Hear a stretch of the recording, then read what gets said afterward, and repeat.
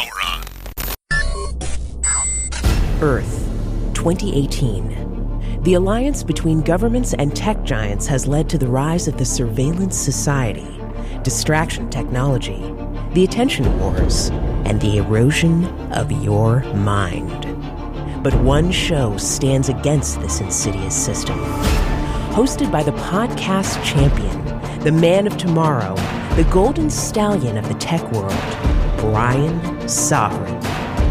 He and his co-hosts formed the intellectual resistance. It's time for Sovryn Tech.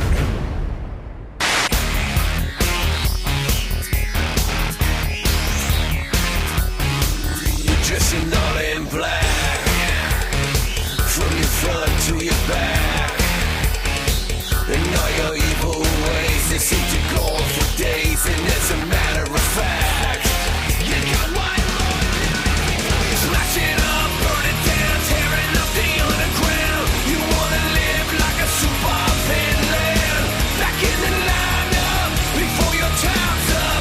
You wanna live like a super villain. Alright. You've been knocking down these doors, you've been filling up this room. You run around the place like your name was Dr. Doom. You're a killer of culture, a vulture of style, and it won't be that long before you end up on trial. You're gonna smash it up, burn it down, tearing up the underground. You wanna live like a super villain, back in the lineup before your time's up. You wanna live like a super villain. Woo! Go ahead and clutch those pearls, baby, because it is the man of tomorrow, Savzu, the rated R radio star, the golden stallion of the tech world. Here for you, Brian Sovryn, ready to do some Sovryn Tech this week. And wow,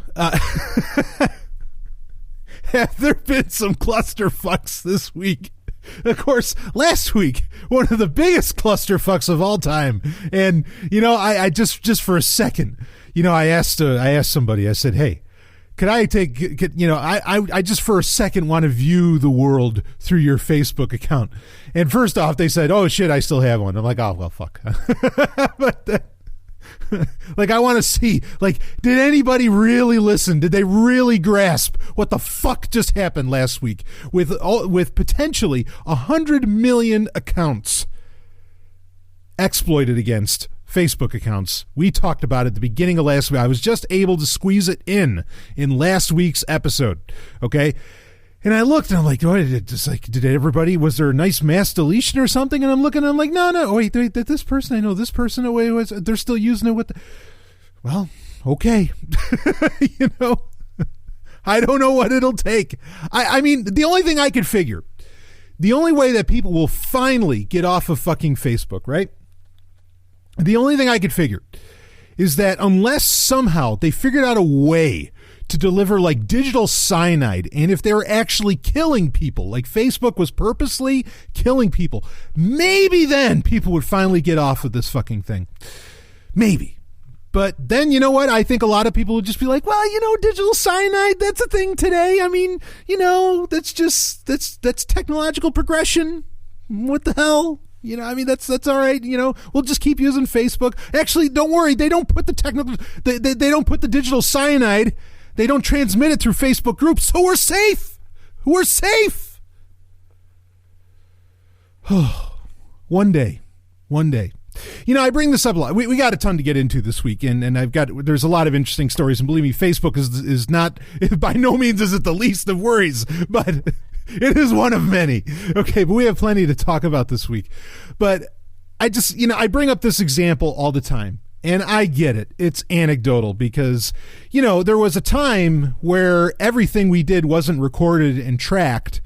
It was starting to, but there was a time where it wasn't. So all you can really do is take the Golden Stallion's word for it. All you can do is take my word for it, that when I was a little stallion, when I was a little guy, you know, and my mommy and my daddy would say, little Brian, would you like to go to Radio Shack? And I would clap my hands. Please, Daddy, take me to Radio Shack, because I love Radio Shack, where I can actually build things and I don't buy them already together. Those days are gone. And we'd go. And my dad, being a brilliant man, And really, he is. I mean, just like, we're talking about a guy that literally worked on NASA space programs here. Okay, and despite what some libertarian asshats would tell you, no, sorry, space shuttles, probes, Voyager, the ISS, all that, those are brilliant human innovations. Fuck you if you say differently. Look, I get it. NASA's a government fucking organization, and that sucks. Okay, but let's not, just because something is funded by the government, let's not just break out the hammer on it and say, oh well, the space shuttle's a shitty design, it's this, the market could do better. I don't care if the market could do better. That doesn't mean that it's not still a brilliant fucking thing. Fuck you. Anyway, my dad at Radio Shack would be buying a component, because he could build things.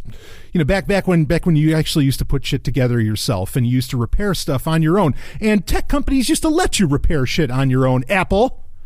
We'll talk about that in a second. I remember those days, and I remember when my dad would buy that component, they would, the cashier at Radio Shack. And believe it or not, back then, I went to Radio Shack until it eventually got bought out and all that.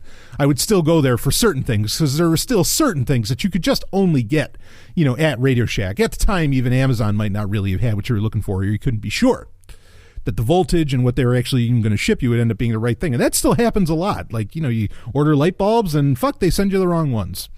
So anyway, I would go there, to Radio Shack. And, like in recent years, in fact, I was friends with some people that would end up going to Radio Shack.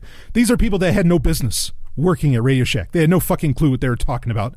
They weren't even remotely tech electricians. Let alone professional. They weren't even remotely, like, they had no concept. I doubt they even understand, what happens when you flip a switch. Anyway, back in the day, we're talking the 80s, maybe early 90s, about the end of it. You used to have to know your shit to work at Radio Shack. Why? Because a customer would walk in and they would ask you for a certain component, a certain part or whatever, and you'd have to know what the fuck that is. Because you'd have to show them where it is and you'd have to give it to them. You'd have to have some knowledge. Imagine that, having to be someone with intelligence to work behind a register. That used to be a thing. Used to be. And we would go there. Anyway, then the person, you'd buy the component, and the person, actually, generally, they'd know my dad. He was rather well known around town because, brilliant guy, and he was often buying all this shit and doing all kinds of wacky things, right? Anyway, they'd ask him, "Can I get your name, sir?" This is just, the formality of it all. "Can I get your address? Can I get your phone number?" And I remember my dad. And not only my dad, other people, when I'd be, hanging out, say, at the mall where there was a Radio Shack, and I'd be hanging out in Radio Shack forever while my rest of my family was doing other things and looking at other horse shit in Claire's or something like that. That's not horse shit. I used to like Claire's. And, when they'd ask that question, "Could I get your name, your address, and your phone number?" The look of horror upon the customer's face, saying, "Wait a minute. The fuck do you want that information for? Who the hell are you to ask me for that? I'm just here to buy a fucking capacitor. I'm here to get this little transistor. I'm going to build a transistor radio. You leave me the fuck alone. If I wanted you to know my name, I'd wear it on my shirt." I don't know what happened to those days. Especially, and that's even more appertinent because we're talking about people that are obviously into tech. Where did that go? Where did that attitude go? And you got to understand that at this time, and they started doing this, as soon as like computers were more or less the registers of the day and getting introduced, which I guess maybe would have been the late 70s around there, but really more, it would have been, well into the 80s. But at the time, and look, you can look this up. I've had a lot of people ask me on Patreon, they've asked me to talk about my favorite conspiracy theories and so on, right? Maybe someday I'll talk about this one, but I'm going to give you a little preview right here. Of course, you want to become a patron, patreon.com/SovrynTech. Woo! Sovryn, like my last name, God damn it. But on Patreon, they asked me my favorite conspiracies. There was a conspiracy at the time with Radio Shack that they were literally tracking what you bought to see if you would be eligible to work on a moon base being built by the U.S. government. I'm not kidding. You look it up. Like that is a long-standing conspiracy theory out there. that's what they were doing with that information. Now, that's relatively benign. I mean, hey, I'm ready to go work at a fucking moon base, please. You know, some people already think I live on one. Woo! But regardless of what the reasons were, the right answer was, what the fuck do you need that information for? If I want one of your catalogs, I'll grab one on my way out. You know, and I'll make sure the door doesn't hit my ass. What the fuck happened? I don't know. I've brought that example up many times because, I think it's the perfect one to, I mean, it's anecdotal. Oh, we don't do anecdotes. Okay, yeah, you tell me how you got your facts in the first place, slap nuts. But it's there. I saw it. And I can, and I think a lot of other people know. Like, I mean, there's a reason that conspiracy came up in the first place, because you had people that were that concerned about just handing over their fucking name. Of course, granted, people used to pay for things with cash back then. What an amazing invention. You know, imagine that. Having money without that much of an identifier. I mean, I know it still has identifying qualities to it, but you get my point. Anyway. Yeah, I fucking get it. You're still trying to get laid by your neighbor or that person, you know, that has like, you know, a tenth of your ideology that lives in, I don't know, East Bumfuck Ice Planet Zero. I don't know. And so you're still hopeful. And so you got to stay on Facebook because shit, you're not, you know, maybe you won't get laid if you don't. Ugh. I mean, you wouldn't want to like actually fuck your wife, right? You know, that's right next to you. That you're looking at your phone and there's this beautiful woman next to you and you're just like, well, yeah, but there's this person over here. Give me a break. Anyway. Well, okay. I mean, let's be clear here. Yes, I still have a Facebook account. There are various reasons for that, including clients that I had to clean up the fucking mess that they were freaking out about over this fucking, you know, this potential exploit. Or, I mean, it's an exploit. It's real. Just it's potentially whether or not any of that was actually used against you, if anyone collected any data. That's the potential. And I had to fucking deal with that. Okay. But otherwise, you better fucking believe I don't use that goddamned account. Not for shit. So, hey, Windows 10 had a new update this week. Oh, wait, no. No. Oh, I mean, it did. But then Microsoft said, oh, stop the press. Stop the presses. Cut off those data lines. Someone get the pliers and go after the RJ45. Hell, get the chain link cutters. Stop. So on Tuesday, and we'll get into more, we're going to talk more about this during our story of the week, because really, I mean, the only tech company that's actually doing anything like the only tech giant, I should say, that's doing anything halfway remotely interesting and that might actually help people is Apple. No, I'm kidding. It's not Apple at all. Like, not even remotely close. Like, that's so far off from the fucking actual answer, you know, your head should be spinning. But whatever, you love Apple. So it's actually Microsoft. I mean, fuck Microsoft, but there it is. But so we'll be talking about what they did on their event. We'll give a little review here, if any of that even matters. But regardless, so they on Tuesday they had their big 10.2 event, whatever the fuck that was, and they, at the same time that they're announcing all this wild new hardware that they had, it wasn't that wild, but all that new hardware that they were putting out there, they said, you know, almost Apple-esque. They're like, and folks, today we've got a new version of Windows 10 coming out to you. You know, the Windows 10 October 2018 update. I mean, that's a sexy name if I've ever heard one. Of course, we'll generally call it on this show Windows 10 1809. That's the technical name for it. I mean, it's also an official name, but it's not the official name. And this came out on 10.2. I actually, my old Dell that I do a ton of work on is kind of the main machine for the BDSM studio, which I'm recording from right now. That is, of course, that's Brian's Dungeon of Sex and Magic. Don't get any ideas. I know you're getting turned on, but take it easy. But that, you know, that machine, I update that day. Like, the update rolled out, and I have had no problems with it. Now, oddly enough, so that was a Tuesday, right? So on Patreon, that I aforementioned, patreon.com/sovereigntech. Why the hell aren't you a patron? I don't know. You're missing out on thousands upon thousands of hours of exclusive content and new content that comes out almost every day. Hey, you know, can you get that deal anywhere else for at least $1 a month? I don't know. So anyway, on the Wednesday Patreon Q&A, I was like, yeah, go ahead and update, because I don't know, I haven't seen any real flubs. I haven't seen any real problems or anything. And that really Microsoft has been having so many issues with every time that they've come out with these major updates. Okay, again, they do 2 a year for Windows 10, that they really got to get this thing right. And I think that they're really hopeful that they finally got it right. And it looked like they did. But then there's people saying on Reddit, it's anecdotal, by the way, because there's no adjoining like data as far as like what could be consistently happening across these machines causing this. But anecdotally, apparently, and I mean, I guess there's truth to it, but regardless, it's anecdote, that there is, I mean, the telemetry kind of shows that it's fact, but you get my point, that random documents and other data are getting deleted on when you install the Windows 10 October update. Now, it's literally a handful of people that this has happened to. Does that matter? Yes, of course it does. If it happens to one person, that's a problem. Okay.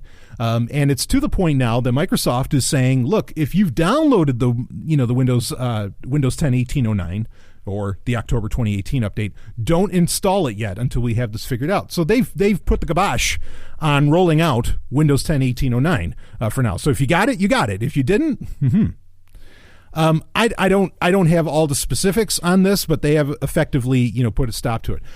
I'll tell you, like, I mean, to some degree I empathize with Microsoft on this, and this is a point I've made many times on this show. Okay. The amount of hardware and apps and software and drivers and so on that Windows has to be backwards compatible with is astounding and nay impossible, I think, to really pull off without a hitch. Okay, I'm not going to pick so hard on Microsoft for this. Now, if it happened with Apple knows exactly what you could almost count on your hand what kind of hardware you're dealing with. Or count on your hands. And I know that's not a literal statement, but you get my point. They have very, very controlled resources and and the devices, they make it themselves. Now, there's an advantage to that, certainly, but then there's an advantage to the other way as well. Okay, this is the same problem that Android runs into compared to iOS. I mean, Apple has its way of doing business. Okay, there's times where it's superior. There's times where I think that it's not. There's times where I think it holds shit back because in a lot of ways, other than their longevity, I think a lot of MacBooks are fucking shitty computers by comparison. They're not half as powerful as what Windows or, as your average Windows machine. And to say nothing of the fact, I mean, all of them are really behind when you realize that there's supercomputers out there that we should be fucking using. But regardless of that, so, I mean, Windows 10, Windows, take your pick, Windows 7, whatever. These are Swiss Army knives of operating systems. I mean, it's crazy just how much, I mean, you can almost, they are, and I use this term with respect, not as a pejorative. They are the sluttiest, it's the sluttiest operating system out there. It can take it all and it can do it all. And it really can, so I mean, you got to give, you see the fanboys, the Google fanboys, the Apple fanboys, and believe me, I'm no lover of Microsoft. I might love Panos Panay, but I don't love Microsoft. Okay. I mean, you hear them ripping on it and it's like, do you have any fucking idea, just how hard it is, I think, to really like keep all of those different, hardware configurations and software configurations and so on from working without a hitch, and from updating without a hitch. I dare say it's impossible. If only a handful of people ran into that problem. It's important and Microsoft needs to solve it. I'm not saying otherwise, but if only a handful of people that happen to so far, I mean, honestly, like that's amazing. Like that, as somebody who knows what it takes to code, as somebody who is a coder, like I hear that and I just go, holy fuck. Like that's remarkable that there's only like 5 or 6 machines that this fucked up on. But no, instead everybody else is just like, oh yeah, I saw that Ars Technica piece. Oh, fucking Microsoft. Oh, God damn it. Yeah, okay, like shit. So anyway, sorry, I'm being brutal tonight. Okay, it's a later night. Don't worry, you're getting your Sovereign Tech, baby. I got you covered. Okay, I'm being a little brutal tonight, but man, like just the shit the news that you hear, the shit going on, and like the reactions that I see. They just, none of it adds up and it just pisses me off. So anyway, bottom line, until you hear from Microsoft, or if you just want to wait for your automatic updates in Windows, I know most of my listeners are Windows users, and look, I'm not ripping on you for that at all. I mean, I'm recording this on Windows right now. Okay. I mean, again, you don't just have to have a Windows machine. You know, when you step outside of the, you know, the artificial price hikes of Apple, you can actually, you know, you can own more than one computer for the price of one MacBook that can't do half of what the 3 computers you bought for the same price can do. So anyway, and look, if you like Apple, please, I used to be an Apple fanboy. Go for it. Have a great time. Okay. I was all there. I loved my G4 Cube. I love that fucking machine. I'm not joking. I loved that machine. That thing was awesome.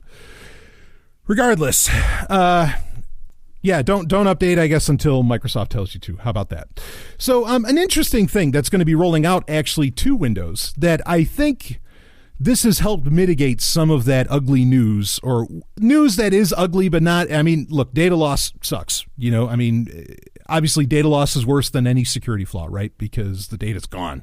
All right, I get that. I understand that point. But something that has kind of mitigated that is really the conversation around that at that 10.2 event, or a little afterwards, I guess, they talked about Android app mirroring in Windows 10. This gets pretty crazy. Now, speaking of on Patreon, I recently did a review of the Acer Chromebook 15, and I did a review of it because I wanted to see, like, okay, what is it like to run this laptop that can do, that's Chrome OS, which it's not private, but it's secure for what secure can be without privacy.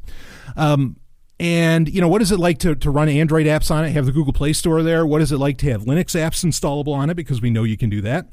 This isn't one that had Project Campfire, which is what allows you to boot up to Windows. But this is this is very strange, okay? Because as much as Chrome OS can do all of that, really Windows is going to be able to do the same thing kind of in reverse. And it's damned clever, okay? Because Microsoft is building in Android app mirroring. Let me explain what that is. So you're not actually going to, unlike on Chrome OS where you actually put the Google Play Store on it and you install Android apps. With Windows 10, what you're going to be able to do soon, as long as you have, I think it's the Your Phone Companion. Your Phone Companion. That's what it's called. Right now, it used to be the Microsoft Apps app that would allow you to mirror SMS messages and some other things between your Android phone and your Windows 10 PC. I think as long as you have that, they haven't been totally clear how this is going to work, but it's going to roll out in the next few months. You're going to be able to pretty much mirror your phone. Okay, and so you're going to be able to use Android apps on your Windows 10 PC. Probably how that's going to happen is both devices will have to be connected on your local network, on the home network, or maybe they'll, depending upon the devices, they might be able to do Wi-Fi Direct, or even, I don't think Bluetooth might not be fast enough for what they want to do. I mean, but if it's Wi-Fi Direct, that could be very interesting. And that's similar to kind of like what Apple, what macOS can do with iOS, or an iOS device and a macOS device can really talk to each other because of the multi-peer connectivity framework built into iOS devices and I guess MacBooks as well. But this is really, really interesting stuff. So, I mean, what's clever about it is that, Microsoft doesn't have to worry about any kind of patents or anything like that. Okay, how do we bake in Android app functionality, into Windows 10? And obviously this is a backpedal on where it wasn't Project Centennial. It was one of those projects where they were trying to make it easy to port Android apps into a Windows 10 UWP app. Obviously they're backpedaling on that. But that's the interesting thing is Microsoft knows now, well, we don't really need to do that because everybody's going to have a phone. So if we can just have the phone communicate with the PC and just allow you to run your apps off of your phone, but on your desktop on Windows 10, well, that's just as good, right? As long as the speed's there, that's fine and dandy. And that is really interesting. And because, another thing that I mentioned in my review of the Acer Chromebook 15 was that if you use the app called Crossover, which is an emulator effectively, or a compatibility layer, you can run Windows software right in Chrome OS. It's not that you boot up dual boot with Campfire, but you actually run exes effectively in Chrome OS. And I messed with this and I ran Audacity on a Chromebook and everything, and you could record a podcast on it. It was interesting. There's flaws, but you'd have to hear my Patreon episode to learn about those.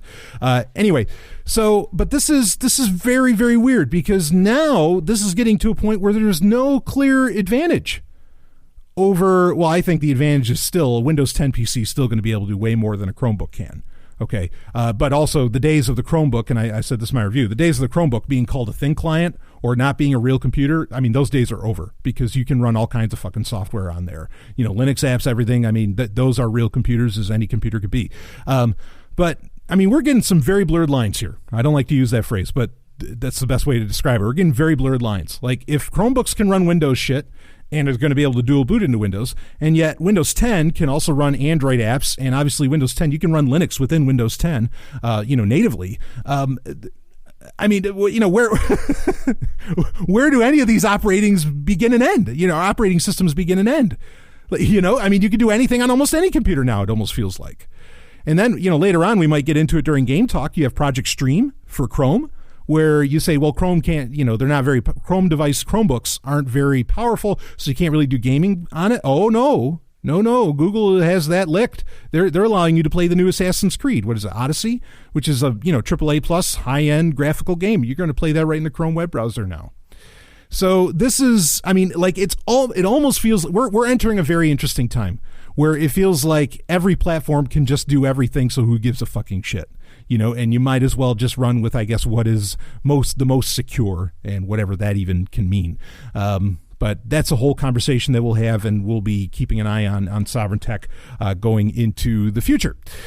So anyway, the Android app mirroring. I mean, this is really a game-changing thing. Windows 10 and Android. I mean, this is, for some people, I think it's going to be a match made in heaven. So, all right, let's move on to another story.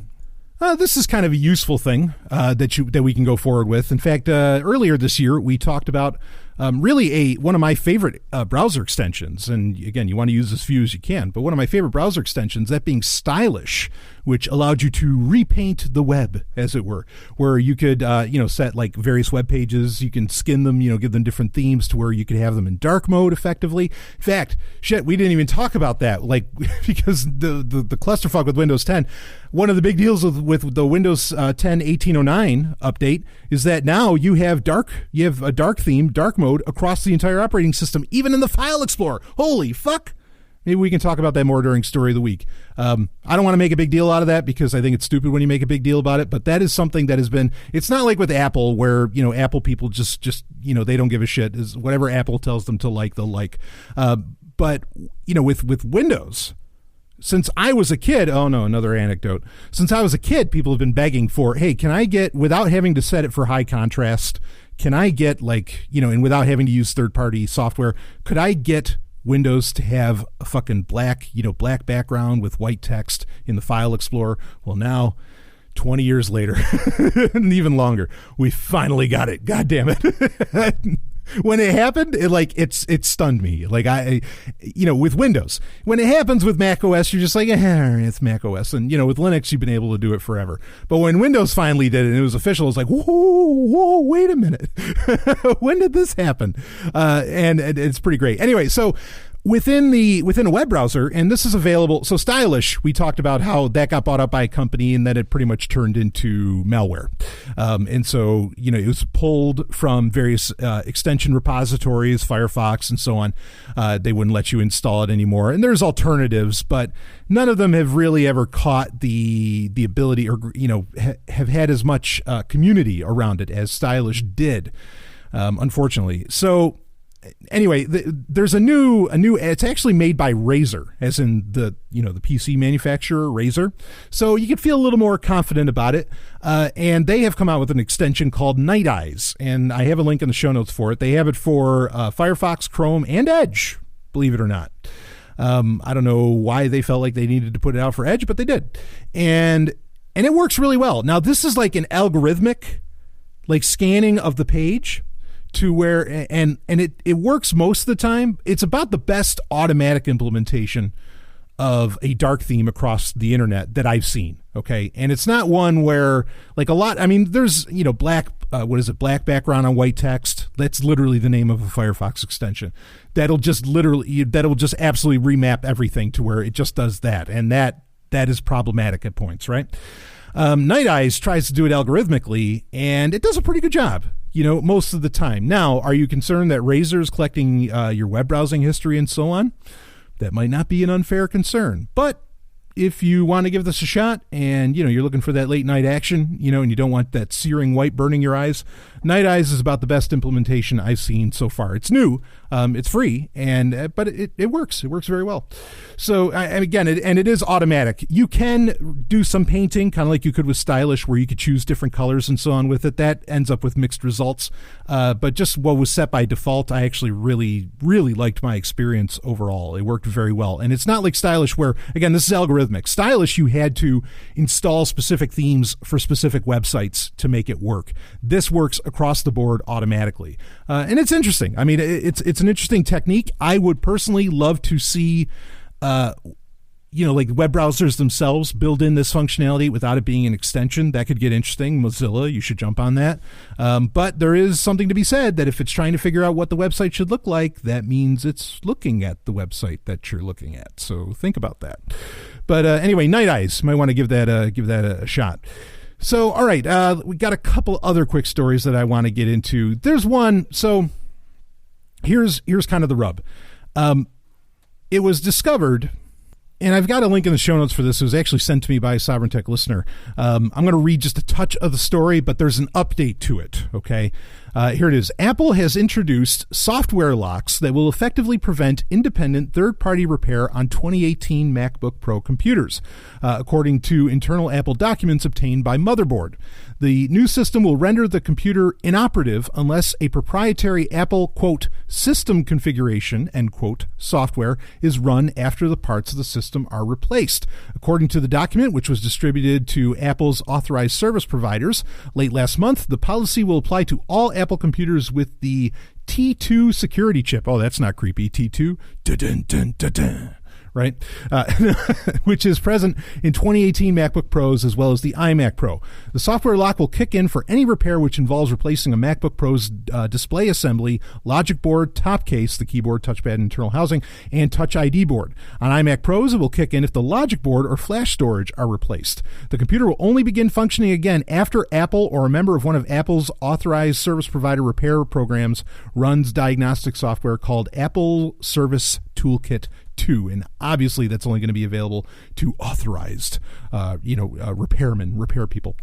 Now, okay, so this is the deal, is that, and look, there's an update to this. We'll talk about that. This should not, at face value, this should not shock anyone, okay, because they did this exact thing with iPhones, where they made it so that if you were not an authorized repair facility, whatever, for iPhones, and you tried to maybe replace the screen or something like that, you were locked, your iPhone would effectively be bricked. Okay, after that fact. We talked about this some time ago. There was some reversal on that decision, but Apple obviously wants to do that, and that's a problem in itself. Okay. The update to this story is that iFixit, who's one of those companies, I love iFixit, I really do. iFixit, they tear apart every new device that comes out, and they give you a repairability score and so on. They're really cool, and they sell some great repair kits as well for various devices. They messed with it, and apparently these software locks are not yet operational. Okay, so the Death Star is not yet operational. They haven't gotten it's not implemented yet, because they have been able to do teardowns and everything and no problem, and repair and replace parts and whatever, and it didn't do anything on 2018 MacBook Pros. Okay, so that's the update. So it hasn't happened yet, but let's be really clear about this. The fact that Apple wants to do this is a fact. You hear me? It's a fact. You can say, well, they didn't. Oh, it's not implemented yet. It's still part of, their standards for repair of Apple devices. Just like, oh, well, they went back on what they did with the iPhone. They listened to the consumer and all. Yeah, but it should scare the fuck out of you that they want to do this anyway. That they want to keep you from being able to repair your own fucking shit in the first place. Now, granted, it's tough to repair your own shit today anyway, right? I mean, considering that they pretty much pour the batteries into every empty crevice within a case of a device. I mean, it's really, really insane. It is almost impossible to repair the shit anyway. That's a whole other problem that we've talked about for years on this show.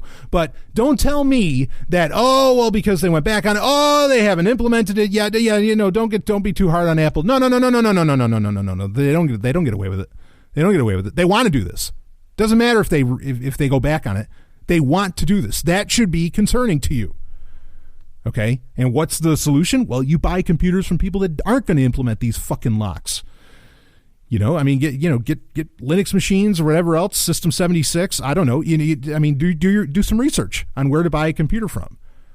Okay, if you're the kind of person that likes to do that. Now, there's a lot of people, in fact, I imagine a lot of Apple people that don't like to get their hands dirty with that. I mean, and that's kind of a thing too, right? I mean, that's the part where I guess you don't necessarily have to be concerned, is that I don't know a whole lot of people that like to get, I mean, I know they're out there, and you buy, your Mac Pros and everything, okay, but there aren't a lot of people that like to get dirty, with their computer and really break it open and everything, that generally buy Apple. I mean, and I'm not insulting you for that.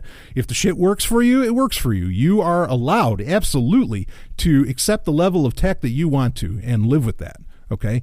But let's be clear. I think that this is any time that you are and you could say it's for security and other shit. Give me a break, because the ultimate people that would be able to even do something where having a security lock of some kind, okay, on the hardware, basically the argument would go like this. This is what I imagine the argument is from Apple.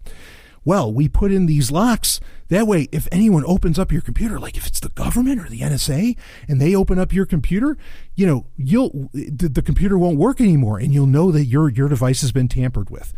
Shut the fuck up, because you think Apple won't play ball with the FBI, the NSA, and so on, and whatever. I mean, the only people it's stopping, sure, it's going to stop your run-of-the-mill hacker, okay, but then, I don't buy the argument. Okay, I mean, I don't know who's leaving their computer laying around to where your run-of-the-mill hacker would even have the opportunity to take advantage of a hardware exploit like that. No, that doesn't fly. This isn't going to. I could understand Apple's argument if I thought that they actually would refuse to play ball with the government. And don't tell me about San Bernardino shooter, because the problem was Apple explicitly said we would have helped you if you didn't fuck up. Try breaking into his iPhone more times than is allowed. We would have helped you. They didn't deny that they would help the FBI. Sure, they would have. Stop. Don't give me that.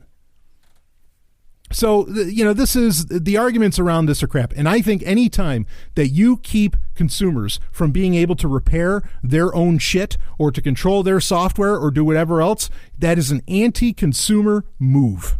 That is anti-consumer. And that should be a problem to you. Okay? I mean, and look, are most of the tech giants doing something that's anti-consumer? Of course, and it's all up to your own personal threshold. But I would be remiss as a tech journalist if I didn't tell you about it. So I appreciate the Sovereign Tech listener, sending that in. I don't like this. I don't like not being able to repair my own shit, because I know how and I want to be able to. And especially if I pay a fucking premium price like Apple asks for their shitty computers. I mean, yeah, they last forever. Okay. But if we're talking raw numbers, performance numbers, shitty computers, how dare you? So anyway, speaking of computers, and not that this one would be very repairable, but God damn it, is it pretty cool. I put a link in the show notes for if you want to see it. But Lenovo in China, now as far as I know, this is only getting released in China, unfortunately. They made a computer in the shape of the NCC 1701. It looks like the 1701A of the Enterprise, okay, the refitted Constitution class that you know from the movies. It looks gorgeous. You got to see a picture of this thing. I mean, it is fucking stunning. And the specs are pretty good, too, within it. Obviously, it's not something you're ever going to update. It's certainly not something you're going to tool around with, but then you expect that when it's such a custom build, right? When it's a custom case like that, not when it's something that's totally assembly line like a MacBook, okay? It's gorgeous, and you got to check it out. If it ever comes out in America, boy, that'd be a hell of a studio computer to have for Sovereign Tech. That'd be a damn fine studio computer to have. I would love it. I like these kinds of things. I mean, people have done this sort of thing before, but really when it's someone that actually puts together a lot of the components itself, like Lenovo would, they get to really make it look good. It looks perfect. I mean, it is just a gorgeous and lights up and everything. I mean, it's really a stunning little machine. So check out the Star Trek PC or the Enterprise PC, if you want to call it that. I think it's beautiful. Again, I do hope it comes to the States. Anyway, we'll be right back with some more Sovereign Tech, and because I'm sure that Enterprise computer is running Windows 10. Well, we're going to talk what Microsoft's up to, or what they were up to this week in the next segment. I'll be right back with more.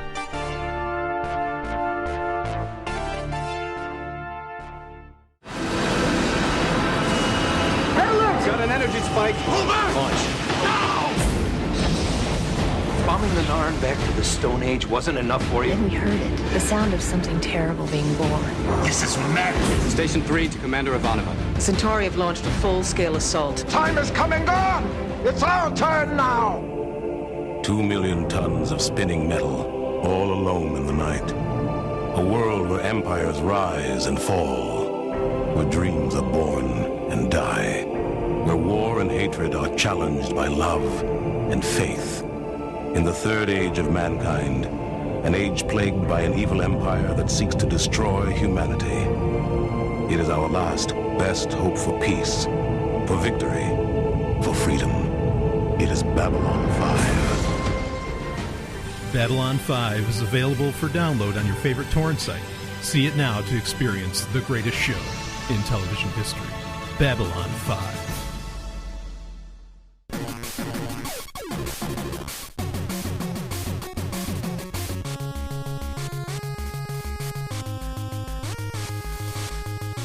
Story of the week. Woo, it is time for Story of the Week, and boy, are we hot tonight, huh? And it's a little cold outside, a little cold. It's not Ice Planet Zero here yet, but it's getting close, you can tell. We're into October 2018. I can't fucking believe that. And obviously Microsoft can't either, because it sounds like their update wasn't ready for Windows 10. Oh, dear. No, anyway, no, like I said, I'm not going to make fun of them because, well, I already explained all that during the foreplay of this episode. Regardless, they had their 10.2 event. And I can watch, unlike Apple events have become supremely boring and pointless. Google events, you know, I mean, you kind of know the master plan. Like once you know the master plan with Google events, they're kind of boring too. And the master plan is for anything you see at a Google event, anything that they talk about that they want to do and that you're going to be able to do, anything that they show off, to work effectively requires every single human being on fucking planet Earth and every house and on planet Earth to have Google technology in their hands or lacing the house or whatever. And you have to understand that. And once you understand that, you recognize it's all bullshit because that ain't going to happen. At least in my opinion, I don't think it's going to happen. So anyway, you know, and Facebook events, I mean, I can't watch Zuckerberg. You know, like I can't take that guy seriously. I can't watch with a straight face. I don't like popcorn because otherwise it'd be popcorn fare, but I can't fucking stand popcorn. I'd probably end up vomiting it by the end of the fucking, you know, event that Zuckerberg is leading. So I can't do it. But I'll tell you, Microsoft events. Now these, they've got the magic back down. You know, for back what Steve Jobs used to be able to do, Microsoft has got this figured out. Okay, and they've got a guy who's just a fucking natural. Panos Panay, who is, and I think I talked about this on a recent Patreon episode too. But look, they can't pay this guy enough. There's no price too high for this guy because he's the only thing keeping that company afloat. He is the thing that gets people excited because he's just natural. He looks like he's talking naturally. He doesn't look like he's going off a script at all, and he might not be. He's the head of the Surface division, more or less, among other things. You might as well make the guy fucking president of the company, you know, even though Satya, you know, has ideas. But I mean, Panos is just fucking brilliant. He is. If there's a Steve Jobs in the world right now, it's Panos Panay. I mean, it really is. Like he is the next, if as it were, Steve Jobs. Not obviously he's with Microsoft and now with Apple. Apple had their shot with Scott Forstall. They fucked that up and fired him. And well, there you go. You know, vision gone, and the company's been boring ever since. But regardless, Panos Panay, just brilliant. I mean, it's watching magic on the screen. You know, with him talking about stuff. And I'm not saying that Microsoft necessarily announced anything interesting. In fact, the most interesting thing really that they talked about was a goddamn pair of headphones. Can you believe that? That at a tech giant hardware event, the most exciting thing going on is a pair of headphones. Anyway, so well, let's talk a little bit about what they did announce. Of course, we aforementioned they did release temporarily the Microsoft, or you know, the Windows 10 October update 2018 and or Windows 10 1809. So much easier to say. They released that, and that ran into its own challenges. Not a whole lot to talk about that allowed for it. There's some new interesting search features. You can play music in the game bar, and there's some things like that. And I think some other interesting features are getting laid out with that Your Phone companion that is not just Android, it's also with iOS, but a lot of the more interesting features I think are going to be Android exclusive because of the open nature of an operating system. Imagine that. You can do cool shit when an operating system is a little more open. Who knew? Apple, but well, they apparently don't know.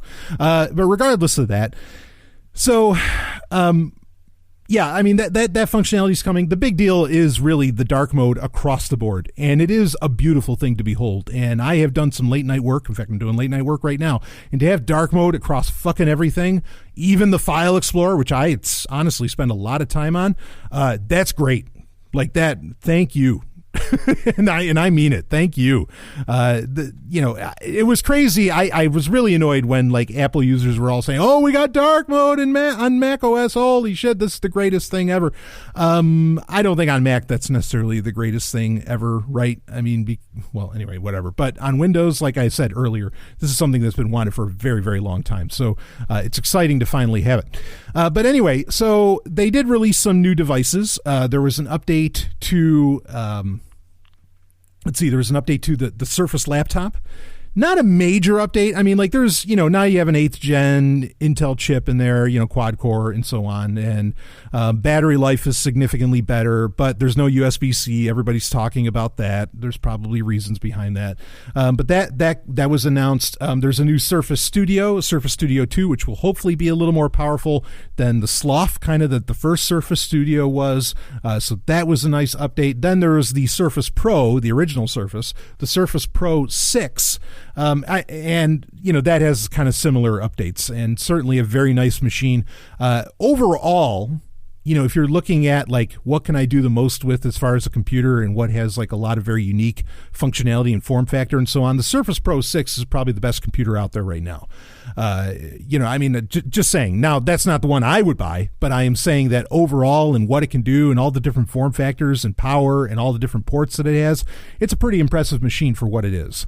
And the prices are right. Most of the prices starting, sub $1,000 for a lot of these, which is pretty, not for the Surface Studio, of course. That's that's their all-in-one computer that can bend down, fold down and everything. That got a lot of creatives really excited because, again, Apple doesn't give a shit about Mac OS. So, they've thrown the creative class pretty much out the door and just gave them a touch bar on their laptops. Okay.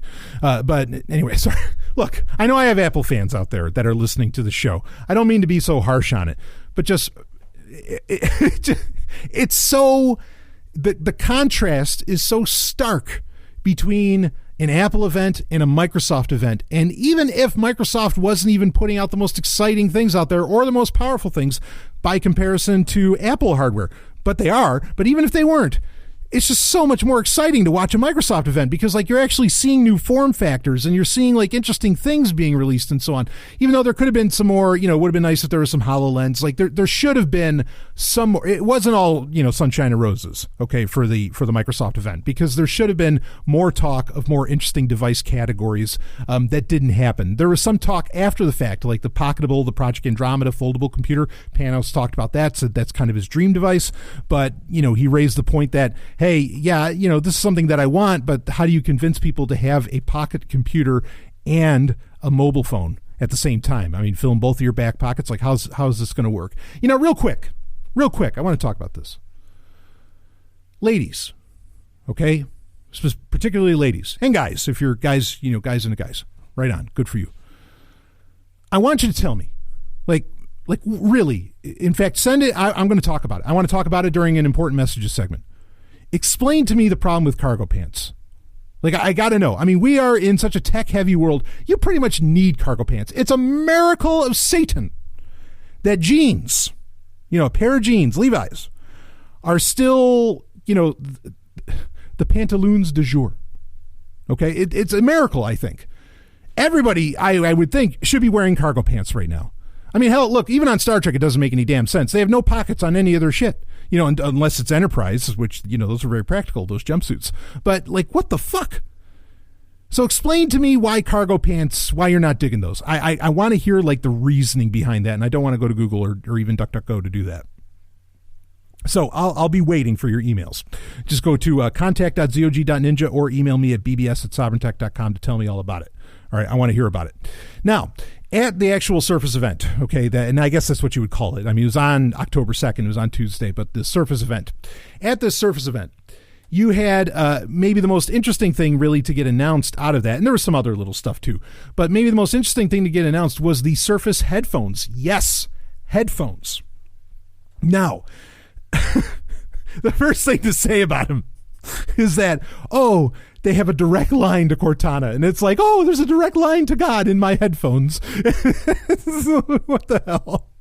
But they have Cortana capability, communicative capability, and like, I don't know that many people that even talk to Cortana, and a lot of the cool things that you could even want to talk to Cortana about, like, hey, Cortana, play this such and such song for me. And it used to do that in Microsoft Groove, which I used to take advantage of that, and I thought that was pretty fucking great. But it can't even do that anymore. And it's from a pair of headphones. It would make sense. Like, that was the one functionality that they removed from Cortana that they should have left in if they knew they were going to come out with Surface fucking headphones with Cortana built in.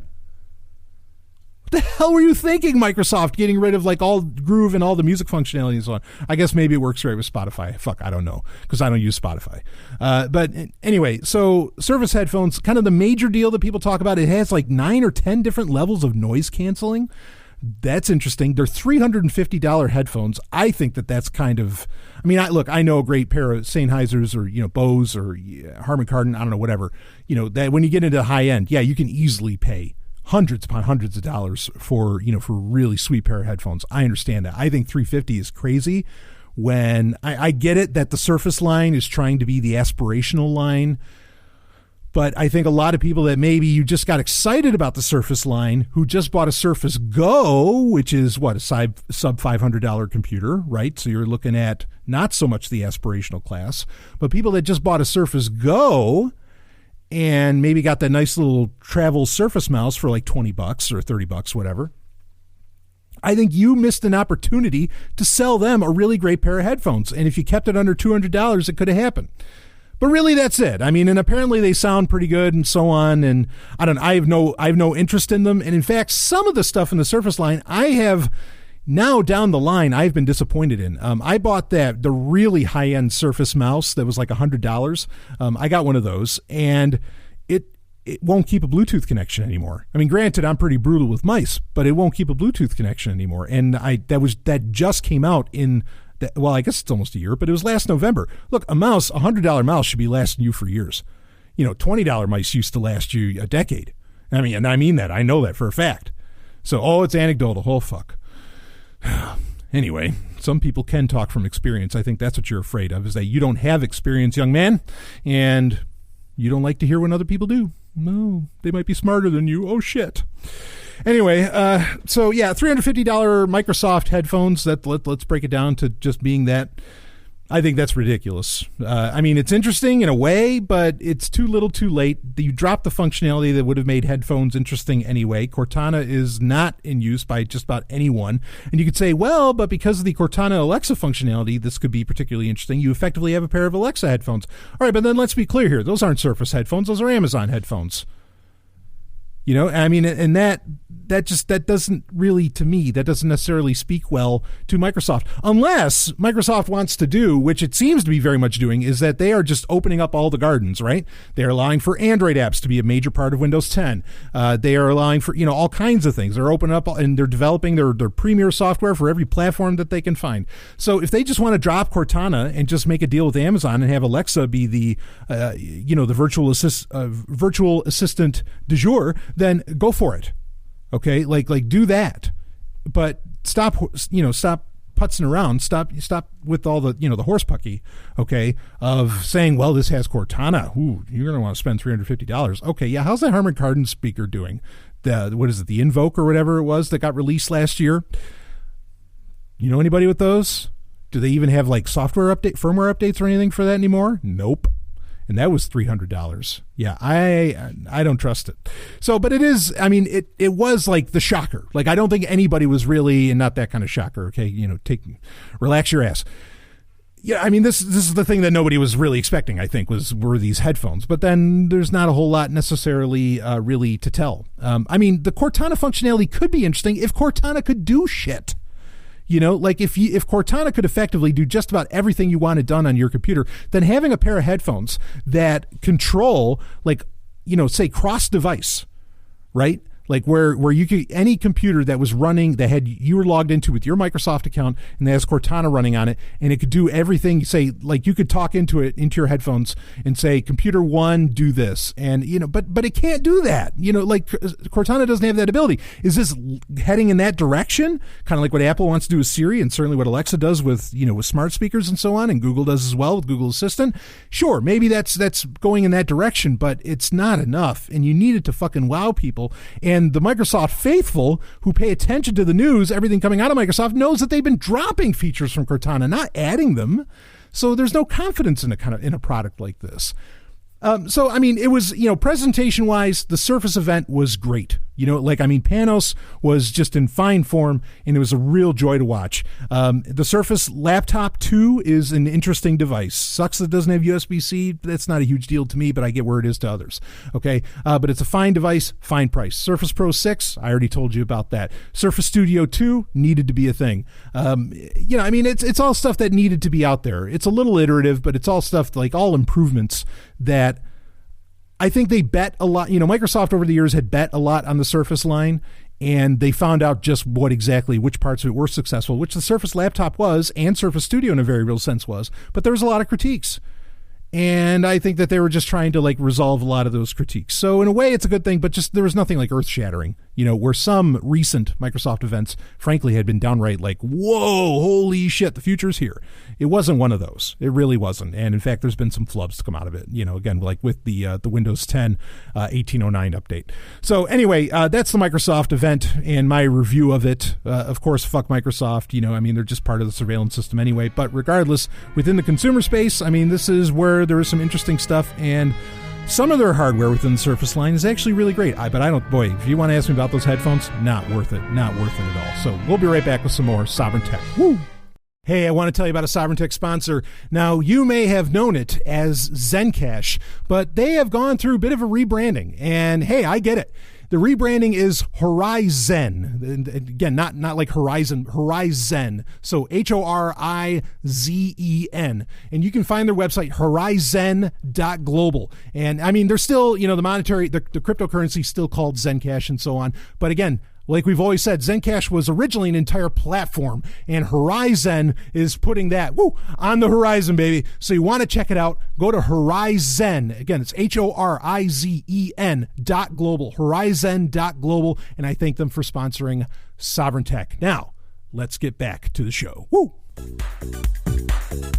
This Week in Blockchain.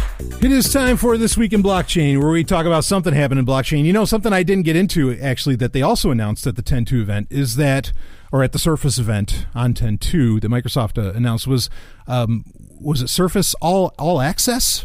I think it's called. Yeah, Surface All Access, where kind of like what Apple allows for with iPhones, where you can pay a monthly fee and get updated and all that, and what Microsoft also already implemented with their Xbox line, where you can pay like, you know, $16, $20, $25, however much a month it adds up to, and get, you know, a subscription service effectively to their hardware. They announced that as well, and I think that starts on October 16th, where you can start ordering through Surface All Access. So if you can't afford outright some of this higher-end hardware, you can get it through All Access. Again, there's links in the show notes for a lot of this stuff. Okay, so for This Week in Blockchain, this also got sent in by a Sovryn Tech listener, actually, and this is kind of interesting, but not surprising. So the story is, it's from the Wall Street Journal, and it's from September 24th, 2018. Walmart requires lettuce, spinach suppliers to join blockchain. A January 31st, 2019 deadline for direct suppliers, others to follow in the next year. Let me read a little bit of the story here. We'll talk about it. What is this? Lettuce on blockchain? Well, hold on. Walmart, in a letter to be issued Monday to suppliers, will require its direct suppliers of lettuce, spinach, and other greens to join its food tracking blockchain by January 31st, 2019. The retailer also will mandate that farmers, logistic firms, and business partners of these suppliers join the blockchain by September 30th, 2019. The supplier push comes after 18 months of testing the blockchain system developed by international business IBM. Tests to trace berries, mangoes, baby food, chicken, and other foods on the IBM Food Trust blockchain. That's an actual name. IBM Food Trust blockchain have produced a more complete view of the food system than under current federal regulations, according to Nestle and other participants in the project. Pinpointing the source of food contamination can improve public safety, cut the amount of time illness goes unchecked, and could save money for retailers and farmers who can be swept into overly broad product recalls. So anyway, they break this down quite a bit as to what's going on here. Now, I mean, here's the real story, is that blockchain, we've known this for a while, that blockchain would end up getting used for things beyond currency, beyond cryptocurrency. Okay, obviously, that's not new news to anyone that really knows even the term blockchain, I think. Okay, this idea of the IBM Food Trust blockchain, we kind of knew that was coming. IBM has been very early on. They've been developing their own blockchains for years now. Okay, various different ones, some of them for IoT, some of them obviously for food tracking. Now, this is all taking advantage. These kind of implementations are taking advantage of blockchain's open ledger ability. And supposedly it is open to do this. There's not, I think when some people hear like, ooh, Walmart and blockchain, right, that suddenly they think, oh, Bitcoin's going to go through the roof. Everything's going to go to the moon because Walmart's accepting blockchain or something like that. No, they're accepting a certain implementation, okay, of this technology. And it might surprise, this seasoned investors would not be so much shocked by this, because Walmart is actually wildly, believe it or not, Walmart is very much on the bleeding edge of a lot of your latest tech developments well before blockchain was a thing. They really are. In fact, ironically, I went to Walmart earlier today, as of this recording, and this is getting recorded today, October 6th. Yes. Yeah, October 6th, 2018. I went there earlier today, and it was a funny thing. Like, a thought struck me. Okay. And in fact, we might talk about this during important messages. A thought struck me, but like the only company that can really take on Amazon, okay, is Walmart. It just is like that. That's a fact of life. All right. And I don't think Google can take on Amazon. I don't think anybody else can take on Amazon, but Walmart can. And it's all one could, this isn't true. This isn't accurate. There's problems with it because it's just another, corporate shithead. Okay. But you could almost make the argument that if you wanted to like really, punch Amazon in the gut, as it were, I don't like to use those terms, but if you did, shop at Walmart because that's the only person that can take them on. If you see, like, if you put this in Star Wars terms, which can't wait for the new Star Wars show actually to ramp up here. It'd be the day after I release this. Anyway, and boy, The Mandalorian, is anybody getting excited about that? You got to listen to the Patreon episodes with me and Rob. We do the Star Wars update every month on Patreon. You got to hit that. Anyway, if you put this in Star Wars terms, if you thought of Amazon as the Galactic Empire or the First Order, then Walmart might be seen as the Resistance or as the Rebellion, depending upon which era you're in. But not really. I'm not arguing for that. I'm not saying that that's true. But Amazon is a Walmart is a deadly serious tech company. They really, really are, and they are easily on the cusp of a lot of this. This is actually an okay implementation. Like, I really don't have a problem with this because it is an open ledger and it is tracking food distribution and so on. I think this is important. I think it's important for it to be open, and maybe even though this won't exactly be decentralized, for it to be decentralized and accessible from the farmer to, the warehouse to hell, maybe even the trucker to the Walmart store itself. This is a fine implementation of this technology because, and I've talked about this. I've had long screeds about this before on Sovryn Tech. We don't really, everybody's saying, oh, there's not enough food in the world. We can't feed everybody. That's not true. There's plenty of food in the world. It might not be the best food, but there's plenty of it. The problem is that there's regulations and there's distribution issues. And can blockchain solve those distribution issues? Yes, it can, and it already is. I don't trust IBM. I don't trust Walmart. And I don't like that something's called food trust, but I get the point, and I think blockchain can be implemented in this, and it can work. And so this isn't a bad thing. This is one of those things, yeah, you put it on blockchain, yeah, this is going to help stuff. So anyway, we'll be right back with some more sovereign tech, but you're not going to make any money out of this fact either. At least, I mean, you're not going to make any cryptocurrencies that are going to, inflate some crazy amount of money. We'll be right back with more. From Big Finish Productions, Blake 7, The Classic Audio Adventures. I'm taking Liberator in on manual. We'll be in teleport range in 2 minutes. What the hell was that? Information. Liberator has been attacked. You don't say. Put up the force wall. Confirm. Message to all ground commanders. Initiate the final phase. Let's crush these rebels once and for all. My name is Avon. Kerr Avon. Kerr Avon. Our hostage arrives, which you may be unnecessary. As a hostage, it's nice to be superfluous. You can go to Blake7.com to find more of the new adventures of one of science fiction's greatest masterpieces, Blake 7, at Blake7.com.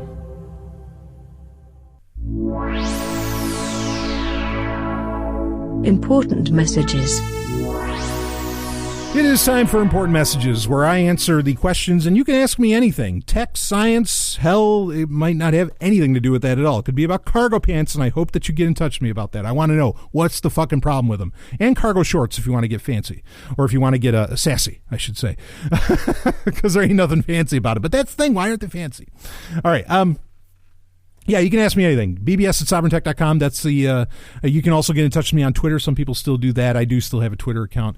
And also there's contact.zog.ninja, where you can be completely anonymous if you wish, because I don't need your name or email address or whatever. You can just send me something, stories, a question, whatever on that.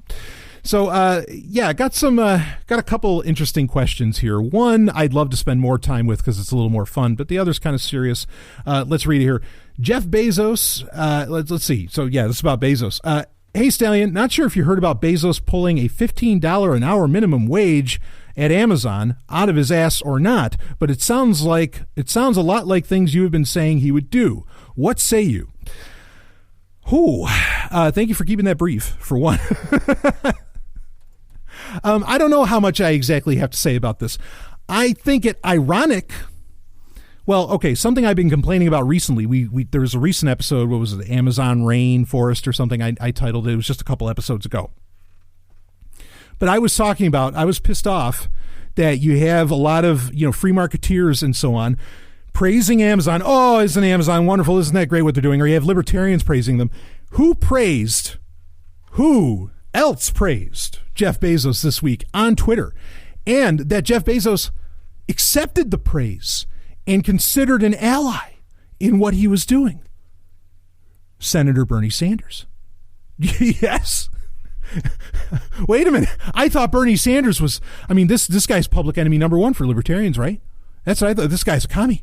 This guy's just terrible. But Bezos is really, whoa, thank you, Mr. Sanders. You're wonderful. Thank you, Senator Sanders. Oh, we're on the same team. We're all trying to get there. Where are they trying to get? Well, that's what I've been talking about on Sovereign Tech for a while. Now, I had to make clear, because I got asked about this, I think it was maybe last week or the week previous during Important Messages. Look, yeah, I think Bezos is trying to get to a pseudo, important word, pseudo post-scarcity kind of system. I think that's what he's shooting for. He's effectively shooting for some brand of socialism in a very real sense. Okay. And that's part of why I get annoyed that libertarians are saying, oh, he's doing this great and wonderful thing, blah, blah, blah, when they don't realize that what this guy's real master plan is. And I think when you have him, effectively making out with Bernie Sanders on Twitter, libertarians, that should be raising your flags. Wait a minute, why are we supporting this guy? This guy he's not on your team. Okay. Now, my whole thoughts on the $15 an hour minimum wage thing, this is not going to go over well. Amazon has two things going for Amazon. Okay. I'm not going to bet against Bezos, for one. A couple things to understand. One is that Amazon certainly has the money to have to make a marketing, not a market, but a marketing play like this of $15 an hour. And it smacks of UBI, of universal basic income, which I have theorized, I have predicted that Bezos is trying to get to and is supportive of, and he's trying to get to this certain type of society, what's known as, or what I think should be known as, Trekonomics, which is a book which I think describes what a lot of Silicon Valley is actually going for. I highly recommend the book Trekonomics, even if you're not a Star Trek fan. It has a lot to say, and Rothbard gets quoted in it, and he gets talked about. So anyway, yeah, so the $15 an hour thing, I think it's marketing. That's a total advertising play. Okay. But Amazon has the money where they could run that as kind of a loss leader, effectively, for a good long while. Also, that Bezos can swoon, and he now has evidence. He can now back his words up, as to where before it was kind of a matter of faith. But now he can really back it up. Bezos can win over investors and even people to buy bonds and whatever, do private bond sales and so on. To where even if Amazon's not making money and they're hemorrhaging money like there's no tomorrow because of a $15 an hour minimum wage, investors will just keep giving him money because they believe in his long-term place. And I do think that, and we've been talking about it for months now, of what Amazon's really, what their very long-term play is, which again, I think is, he's really looking to get to some kind of socialism, really. Okay. Now, I'm not saying I support going to some kind of pseudo post scarcity, at least not one that Amazon has in mind. I'm not saying I support I don't support the Venus Project. I don't support any of that horseshit. Okay. But this is what these guys have in mind, and no one else is talking about it. And I think I am well ahead of the curve on that. And I think that this $15 an hour move, it wasn't surprising to me at all when I heard it. I was like, well, this is part of the plan. This is exactly what I've been describing that Bezos is shooting for. Now, there are interesting details within this, like bonuses that used to be widely available have been completely cut off. Like, there have been a lot of things done internally. A lot of money has shifted around internally to where there are a lot of incentives that existed before that have been taken away. And now it's just like this flat run of, again, of a minimum wage of $15 an hour within, Amazon, the company. But there's a lot of real funny things. Again, a lot of shifting of money and removal of, again, bonuses and other incentives and benefits that were taken away within that. So you want to pay attention to that. Again, this is total, complete fucking marketing on Amazon's part. It just is. Okay, this is not, you could say that Bezos maybe really cares. Like, talking about Trekonomics, you got to read this book. I think it's genius. I'm not saying I agree with it. I'm saying it's genius, though, and I think it points out how a lot of people think, especially in with the tech giants. Okay, I think Bezos is genuinely a Star Trek fan. I think he would like to have a Star Trek future. Most tech CEOs would. Steve Jobs blatantly said that, and I'm sure many others would happily admit to it. Okay, I wouldn't mind somewhat of a Star Trek future myself, somewhat. And I think that while this is marketing, I think it's also him kind of forcing the hand to try and get there, to get to what he sees as a Star Trek future on Earth. So, and again, when I talk about Trekonomics, we're not talking about going to outer space. We're not talking about, like going warp speed and all that stuff. This is just about like more the economics of the Federation and so on. And I think really that's a big part of it. So that's my read on the whole $15 an hour minimum wage thing at Amazon. Other companies have tried this within Silicon Valley itself, and it has not done well for them. Amazon might be able to kind of pull it off for a while just because they can handle, they can treat it sort of as a loss leader. And again, I do think this is just marketing on their part. But that's my thoughts on it. We'll see what actually happens. It's going to be interesting if we ever get to see any of the numbers that come out of this. Well, again, we'll see. And I do think that also it is pointing at, this could almost be called like a pseudo UBI in a very real way. Okay. I think it's pointing at that. So yeah, it's just, thank you, emailer. You recognized, you picked up what I was putting down. And I think this is just more evidence of everything I've been saying that Amazon is doing, not just, how they're becoming a monopsony, though even now it's starting to look like they might even become a monopoly as well. There's been some hints on that. Maybe we'll talk about that in the future Sovryn Tech. But yeah, like this plan for where Bezos wants like this pseudo post-scarcity future. I think this is pointing at it. Anyway, we'll be right back with some more Sovryn Tech. Hey, I know what you're thinking. wow, this is a great fucking show. And you know what? I agree with you. And I'm not just saying it because I'm the host. Woo, but I am the podcast champion, baby. And let me tell you, if you want to help out the podcast champion, you want to help out the Golden Stallion, the man of tomorrow, Savzu, the rated R radio star, and you want to make Sovryn Tech an even bigger show, here's how you do it. And don't worry, it's not for free, and you get something out of it. You go to Patreon. You go to patreon.com/SovrynTech, SOVRYN Tech.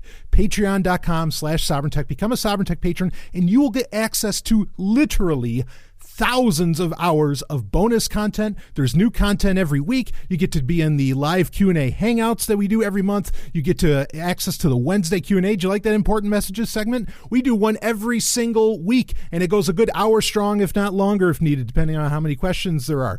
That's only for patrons, and all you got to do is at least $1 a month. Some do significantly more, and I'm honored by that. But become a patron, support the show, help it grow. Patreon.com/SovrynTech. And I thank you to all the patrons already out there and all the ones to come. Patreon.com/SovrynTech. Woo! Let's get back to the show.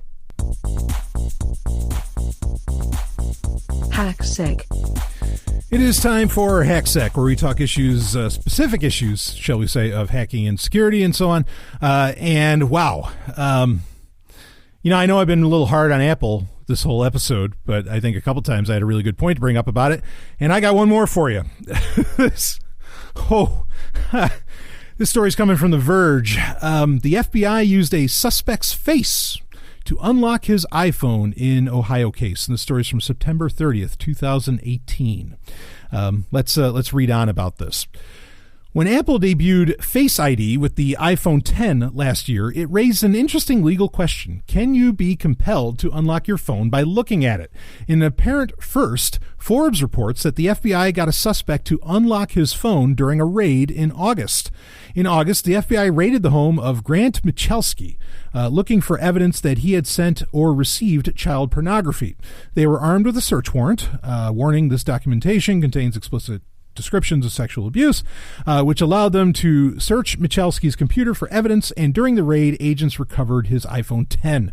The agents who found the iPhone asked Michalski to unlock the device via Face ID, which he did. They, quote, placed the phone into airplane mode and examined it by looking through the files and folders manually and documenting the findings with pictures, end quote.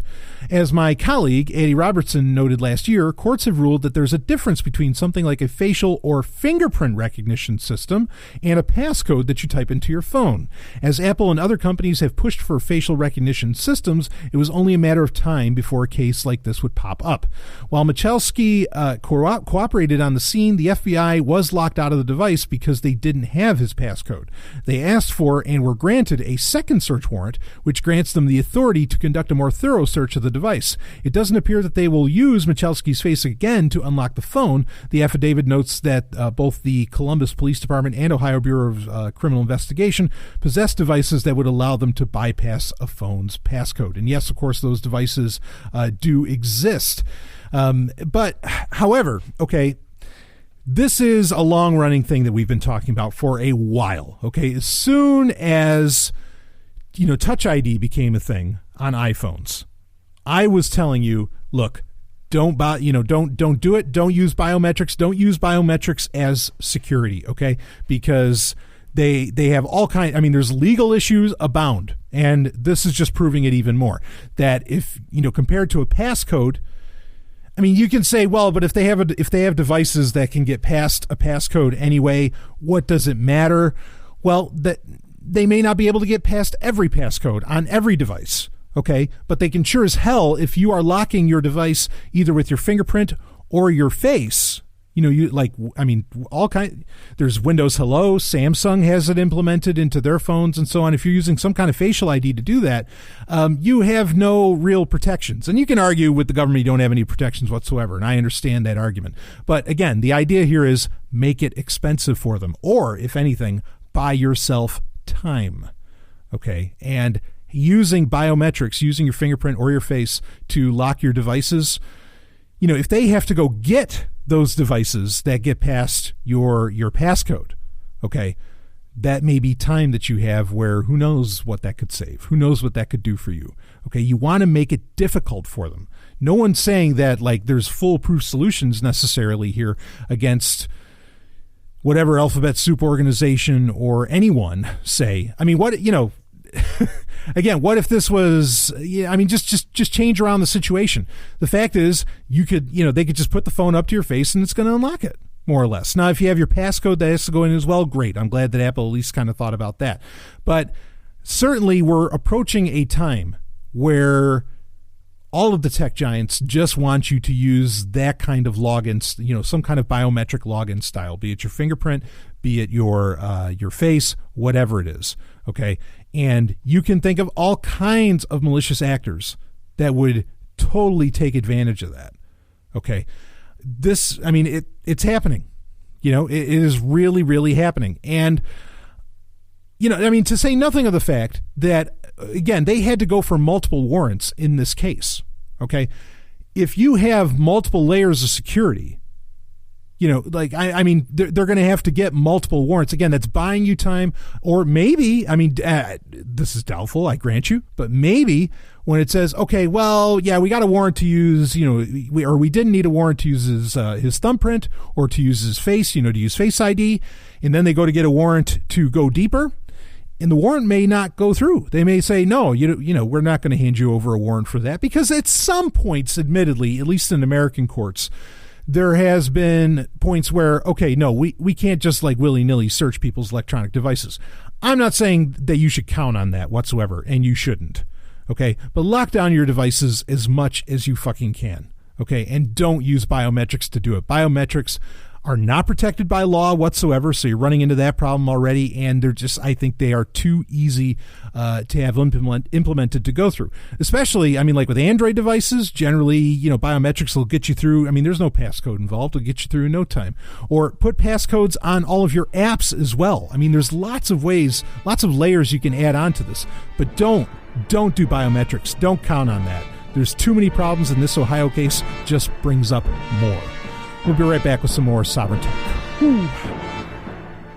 The most incredible television event ever as you join the crew of Battlestar Galactica. Right here, you creepy crawly. I have led the entire human race to ruin. The last of mankind, fighting for life in a hostile galaxy. Most of us are dead. Alone, with only one hope, Battlestar Galactica and her crew. There is no other destination. Commander Adama, Captain Apollo, the intrepid Starbuck, and the dazzling Athena, searching for a new and peaceful world. May as well live for today. We might not have many left. Let the attack begin. A new age of high adventure, Battlestar Galactica.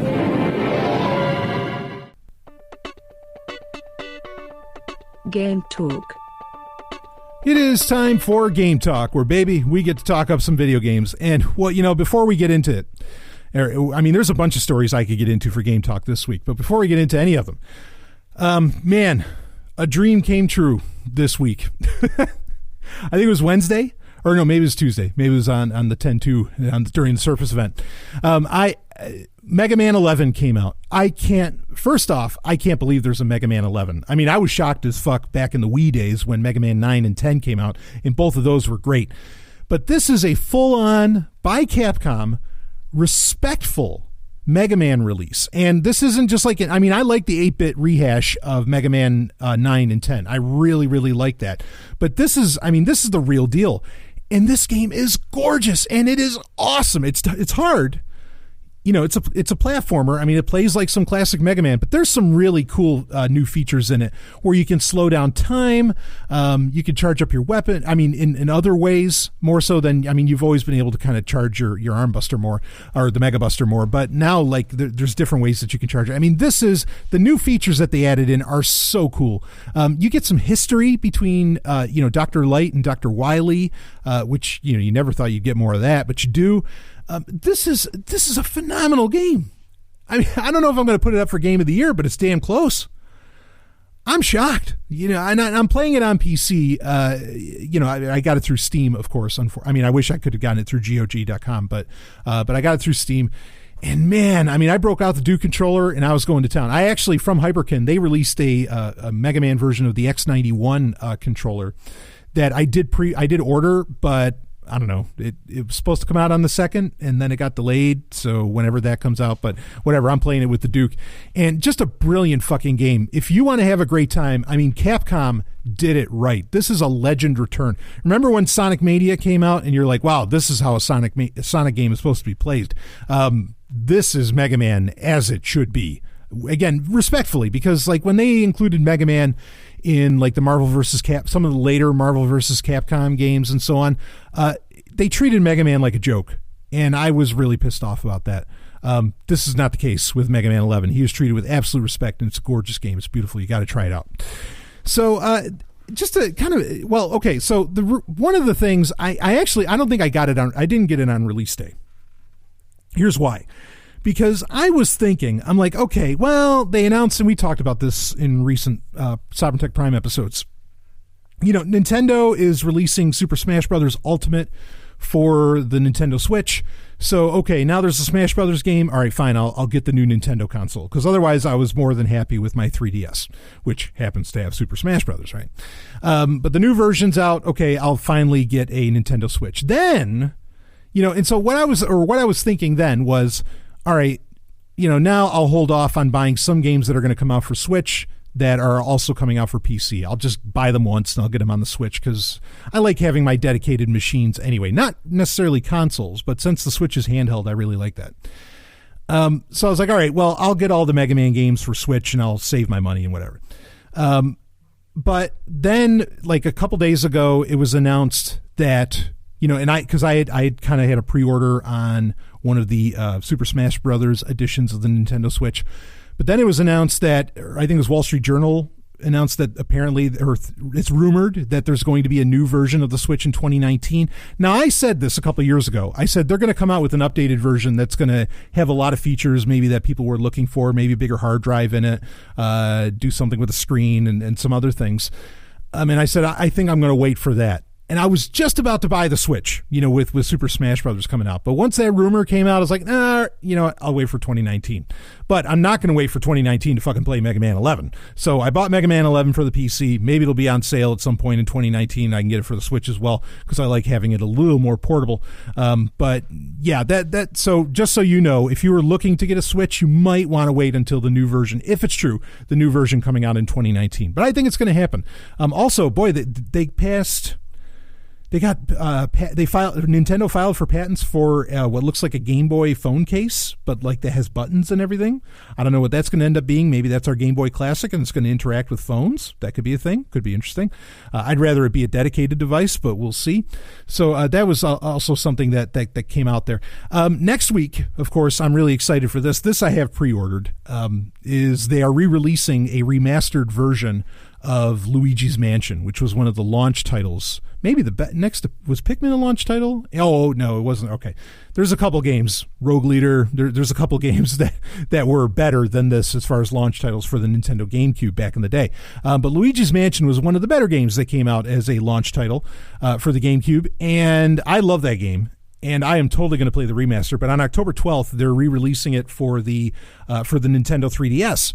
And I love my 3DS, and I will totally be jumping on that. And I know a lot of people are pissed off that it's coming out for the 3DS and it's not coming out for Switch. Look, the 3DS is totally valid. In fact, to prove the point, this is one of the stories I had lined up to talk about this week, and I think this is really cool. This is actually from Nintendo Life, which is a site that I frequent often. Report finds elementary school students in Japan use 3DS as their main music player. Let me read a little bit of the story. While the 3DS is most commonly used as a portable video game system, one of its less utilized features is the device's ability to play music. In Japan, though, school students apparently enjoy listening to music on their 3DS on a regular basis. And effectively, there was some research done on various students, on the student body in Japan and so on, and said linked to the fact that 66% of elementary school students own a 3DS. And Nintendo Soup points out younger school students likely do not own mobile devices, which is therefore the reason why they are using their 3DS systems to play music. So 66%. Like, I mean, so many people own a 3DS in Japan. There's no reason to kill it anywhere else. I still think the 3DS is such a valid system. I get it. You love your Switch. I'm going to love my Switch when I finally get one. I know that. Okay. But I really do love my 3DS. Now, playing music on a 3DS is kind of a funny thing, right? Like, now it does have a music player. It can play MP3s and I think a couple other formats. And I've messed with it and it does it fairly well. The thing is you're limited to, you're artificially limited to a 32 gig micro SD card in your Nintendo 3DS. There are hacks, shall we say. There are hacks to allow you to put in like a 64 gig micro SD card, or even a 128, I think it can do, because that is completely artificial limitation. I don't know why it's there, but it's there. As to where, like with the Switch, they said, yeah, well, when 2 terabyte micro SD cards come out, go ahead, put them in, which is the right way to go. So, yeah, like I've messed with this, but you can only put so much music on these things. But then I suppose if you're in elementary school, you probably don't have the largest music collection on planet Earth anyway. Another disadvantage is, or what could be seen by some as a disadvantage, is that you don't have access to Bluetooth headphones, right? Because it has a 1/8 jack. Some people might see that as a good thing because, they hate that their mobile phone doesn't have a 1/8 jack anymore. But your 3DS does. I think it's interesting. It's not, it works. Like, you can close the clamshell and whatever, and it still plays the music and so on. I find it interesting. It's elementary school kids, kind of doing it. I don't know. There's a part of me that still fancies the idea of not consuming content through a smartphone, even though a smartphone, with apps, you have the Audible app, you have Pocket Casts, you have whatever music app that you use and so on, obviously makes it so easy to be able to do that. It's pretty much a no-brainer, or you could use an iPod or an iPad, I suppose. Like, I get that, but there is a certain romance, to just, this is a kind of a random thing, but there is a certain romance, I think, to using an older device that is not dedicated, but like, it'd be fun. Like, I'll admit, if I got in a car with somebody and they were using their 3DS plugged into their stereo system on their car, I would think that's pretty badass. I know they're talking about elementary school kids here, but if I saw an adult doing that, I would think that that's actually pretty cool. So anyway, something I mentioned at the top of the show that I said we might get into a bit, there's not even necessarily a whole lot to say about this. We knew this was coming, that Google was working on their own gaming platform. And they finally fully announced it, and it's called Project Stream, and it is literally streaming. You need a pretty good internet connection, but it is streaming games in a Chrome browser tab. And they demoed it with Assassin's Creed Odyssey, which is, one of the, certainly has the latest in graphics, I think you could say. And it looked and worked fairly well. I was surprised. And this pretty much turns a lot of Chromebooks into gaming machines. I'm curious what this is going to end up looking like, because you only needed a fast internet connection. The computer itself didn't need to have that much balls, didn't need to have that much power. But that's the thing. I really don't want so much to get into streaming gaming, but it does seem to be part of the future. We'll be back with more. Time now for 90 Seconds on Sex with Dr. Paul. Here are some responses to the question on my sex survey asking women whether intercourse has felt better with certain partners. A 29-year-old woman says, I've had 12 different partners and each one is different. For me, some of the best sex I've had has been with someone I connect with on an emotional level as well as a physical level.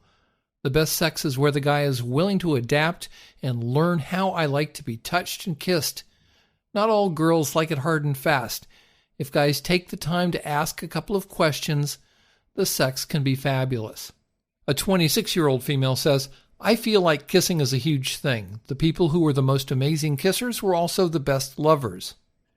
A female aged 36 says, I never really reached an orgasm with circumcised partners, but I sure have with the uncircumcised partner I have now. I orgasm almost every single time, and it feels great.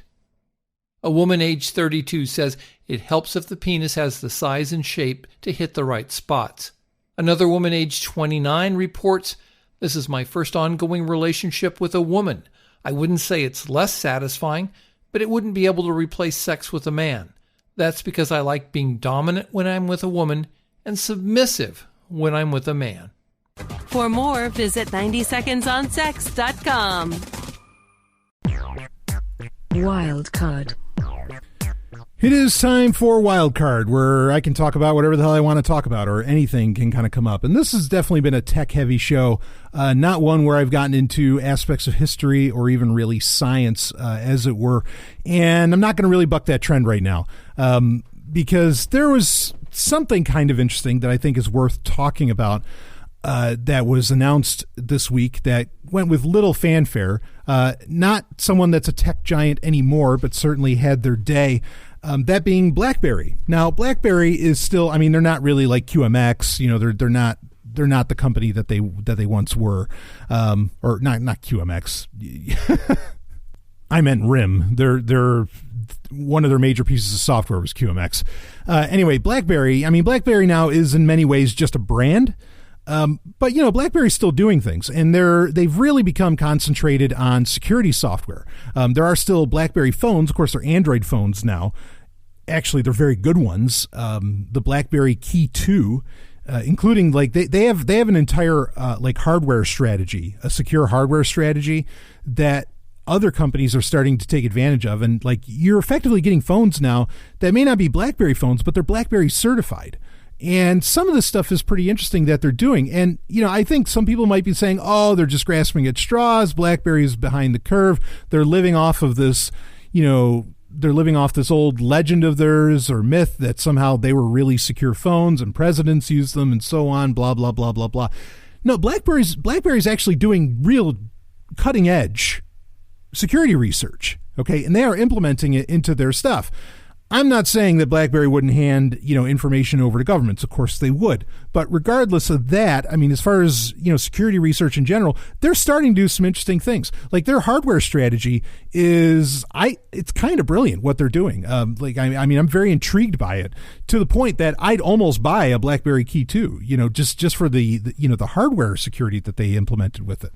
But regardless of that, it was announced just a couple days ago at their event that they are getting into quantum security. Because, I mean, certainly quantum computers are, you know, kind of all the rage right now and all the news about how they're, you know, you're getting public access to some, you know, D-Wave is allowing for public access to quantum computers and so on. Again, there's debates on just how much this is actually a quantum computer. And if you're just dealing in some kind of weird emulation environment, that's a whole other thing that I've talked about. Actually on Patreon Q&As when people have asked about it. I am not completely sold on quantum computing being like a definite part of the future, but maybe it will be.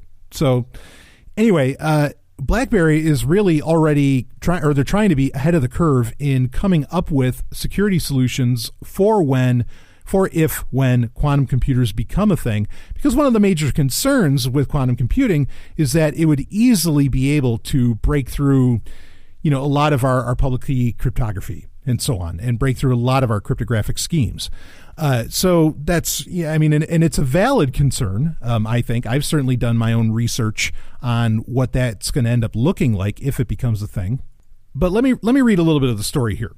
Quantum computing represents tremendous promise to completely alter technology as we've known it, allowing operations that weren't previously possible with traditional computing. The downside of these powerful machines is that they could be strong enough to break conventional cryptography schemes. Today, BlackBerry announced, again, this was a couple days ago, BlackBerry announced a new quantum-resistant code signing service to help battle that possibility.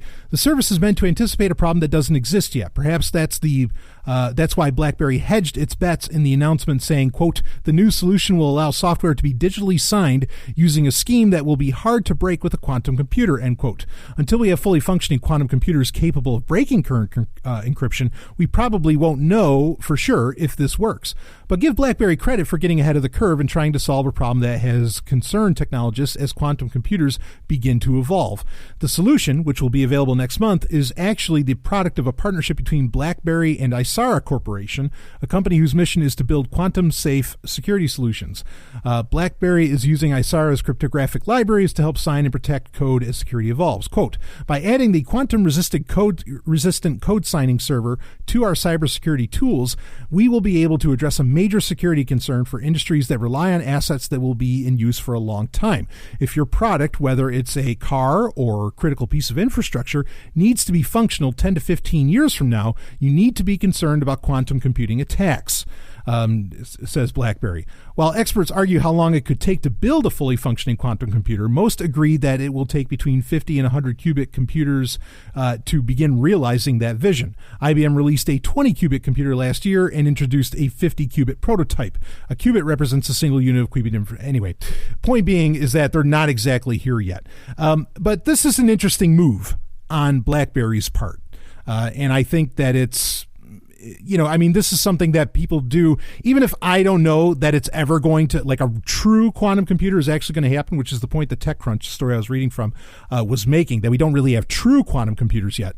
Not like the real deal where they're really being able to take advantage of what quantum computing is theoretically able to do. Getting ready for this is a fine and dandy thing, and I think an important thing to do. And if you can create, backwards compatible solutions, and BlackBerry is looking to, have it be available across the board in enterprise, all over IoT and so on. It's not necessarily, even though I could certainly see where if they were schlepping off BlackBerry Messenger to you and saying, hey, this is quantum, this is encrypted against quantum technologies. Yeah, I mean, I think that would be an interesting selling point that would get a lot of people going on it. And in fact, starting now would really give BlackBerry the edge to say, in 5 years or 10 years or even 20 years, because it might take that long, when we actually get a quantum computer, if they say, hey, we've been in the quantum security business for 20 years, for 5 years, 10 years, whatever the time frame is. It's a smart move on their part. And they can say, and they can point at it, hey, we announced this at our event. We've got this.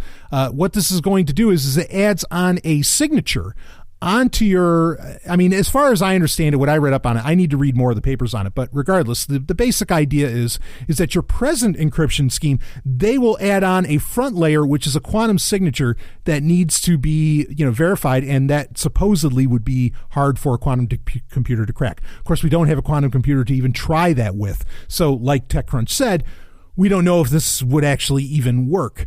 But I do appreciate them looking ahead. And and they can do this because, like I mentioned, with like QMX software and so on, back when they were RIM, they were dealing with software that was in things from airplanes to, you name it. It was all over the place.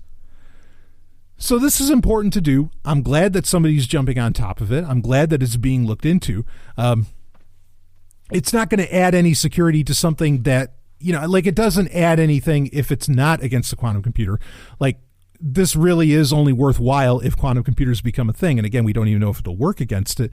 But to know that this research is being done and being done by companies like that, I think an argument could be made that this is a marketing ploy. And in many ways it still is, whether it's real or not, that BlackBerry is doing here. But, bringing some attention to this, I think is a fine thing because this has been a long conversation amongst cryptographers and security researchers. Believe me, I've been in the meetings and this goes back and forth, back and forth, back and forth. People talk about, well, we can do lattice encryption and so on, and that'll solve the quantum computer problem, or at least it'll make it more difficult. And, getting into these ideas of where, and this is where I hadn't really seen a whole lot of people getting interested in it, was referencing, okay, how do we come up with backwards compatible solutions for so much expensive infrastructure that's out there right now that, if a malicious actor had a quantum computer and attacked that platform, that it could be wildly detrimental on, like, maybe even on a global level. We got to come up with something that can solve that. Coming up with this effectively, I'm going to call this, I haven't heard anybody say this, so I might be coining a term here, but I've done that before. It's a quantum condom. Maybe I should title the episode that, Quantum Condom. But even though I don't think this is the most interesting story that we've talked about this week. But regardless, coming up with quantum condoms, yeah, this needs to happen. And if BlackBerry is on top of it, great. And if they can implement it into their software solutions, yeah, BlackBerry could become very, very relevant again, even though I still think that they're relevant in much of what they're doing. Just a lot of people don't know about it, don't know what they're really up to. But they're still out there, and they're still doing business, and they're still coming up with solutions, and I appreciate that from them. So anyway, we'll be right back with some more Sovryn Tech. Woo!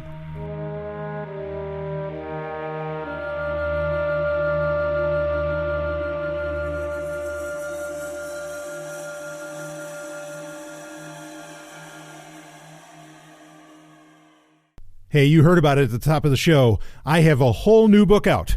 Well, not whole new. If you signed up for the Sovryn Tech newsletter at zog.email, again, that's zog.email, you would have read some of these stories in an earlier form. But this is the Sovryn Universe. You love the fictional aspects of Sovryn Tech, baby. This is your book, Sovryn Universe, Volume 1. You can find it on Amazon, and it's going to be in all other places very soon. But for right now, if you want to get on your Kindle, get the ebook version, you get it on Amazon. You just type in Sovryn Universe, or there's a link in the show notes for this episode, and you can get your hands on it. It's only $2.99. It's a bunch of short stories, some of which are exclusive to this book. They will only ever come out for this book. They will never come out on Patreon.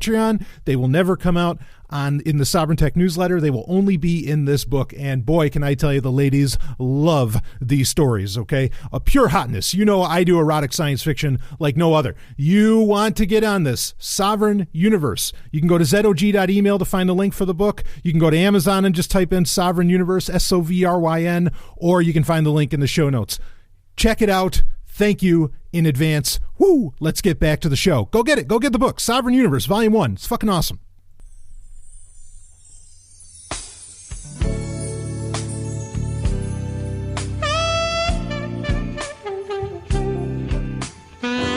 The Climax.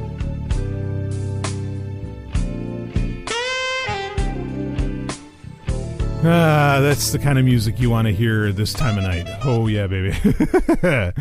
Anyway, it is time for the Climax, where I really get to talk about whatever the hell I want to talk about. Sorry if you heard the mic arm there moving it. But, you know, when you hear that music, you got to lay back, relax, ease the seat back, reach down. What's the classic Van Halen song, Reach Down Between My Legs?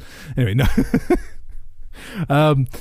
Yeah, so anyway, this is where I get to talk about anything. Could be a movie, TV show, comic books, a novel. I mean, who the hell knows? Could really be anything. Though admittedly, a lot of times I do save those kinds of talks and reviews for specific Patreon episodes. In fact, one that I used to do on Sovryn Tech Prime episodes, but is reviews of what I think is the best television show out there right now, and it's coming up on its last season, that being Voltron Legendary Defender on Netflix. Of course, what is a TV show today, right? Can you actually call a Netflix show a TV show? Yeah, that's a whole other thing. So anyway, Voltron Legendary Defender, we talked about it on Patreon quite a bit. I do a review pretty much every season, along with some bonus stuff, like reviewing the comic book and whatever. I'm not going to do a review here. I just want to let listeners know that we did finally, just today actually, we did get a official release date for season 8, and I ended up being right about it. I said I guarantee you they're going to have it come out in December of 2018. They're going to end off the year of 2018, and they're going to end Legendary Defender, and they're going to have it come out around the same time that the third Godzilla anime movie that Netflix is putting out there as well comes out to end off that trilogy. And that's exactly what's happening. And great, because I usually review both of them, like the Godzilla anime trilogy that they've had going on and the Voltron seasons in the past year have lined up as far as release to where I could review them both, and that's going to be happening. But yeah, set your calendars, December 14th, 2018, last season of Voltron Legendary Defender on Netflix. I can't wait. I mean, I don't want the show to end, but also I love the show. I think it's the best thing running right now. It's even better than, honestly, maybe Star Trek Discovery, which, wow, that short trek came out, and we also got a season 2 trailer, and we got to see Spock. Ooh, I'll be talking about that on Patreon on the Star Trek update. That's going to be some interesting conversations to be had around that. Anyway, we have other things to talk about for the Climax this week. And what I want to talk about is another classic movie. I know recently we talked about Spaceballs, and actually I heard from some of you that you went back and watched Spaceballs because of my review, and I appreciate that. I like to introduce people to the classics, maybe movies that some people forget, or, I have a lot of younger people in my audience, movies they'd never heard of, that were never a part of the game. And it's tough because a lot of streaming services today don't actually bother. Like Netflix was known for, okay, you want to watch a movie, you look at the Netflix and maybe there it is.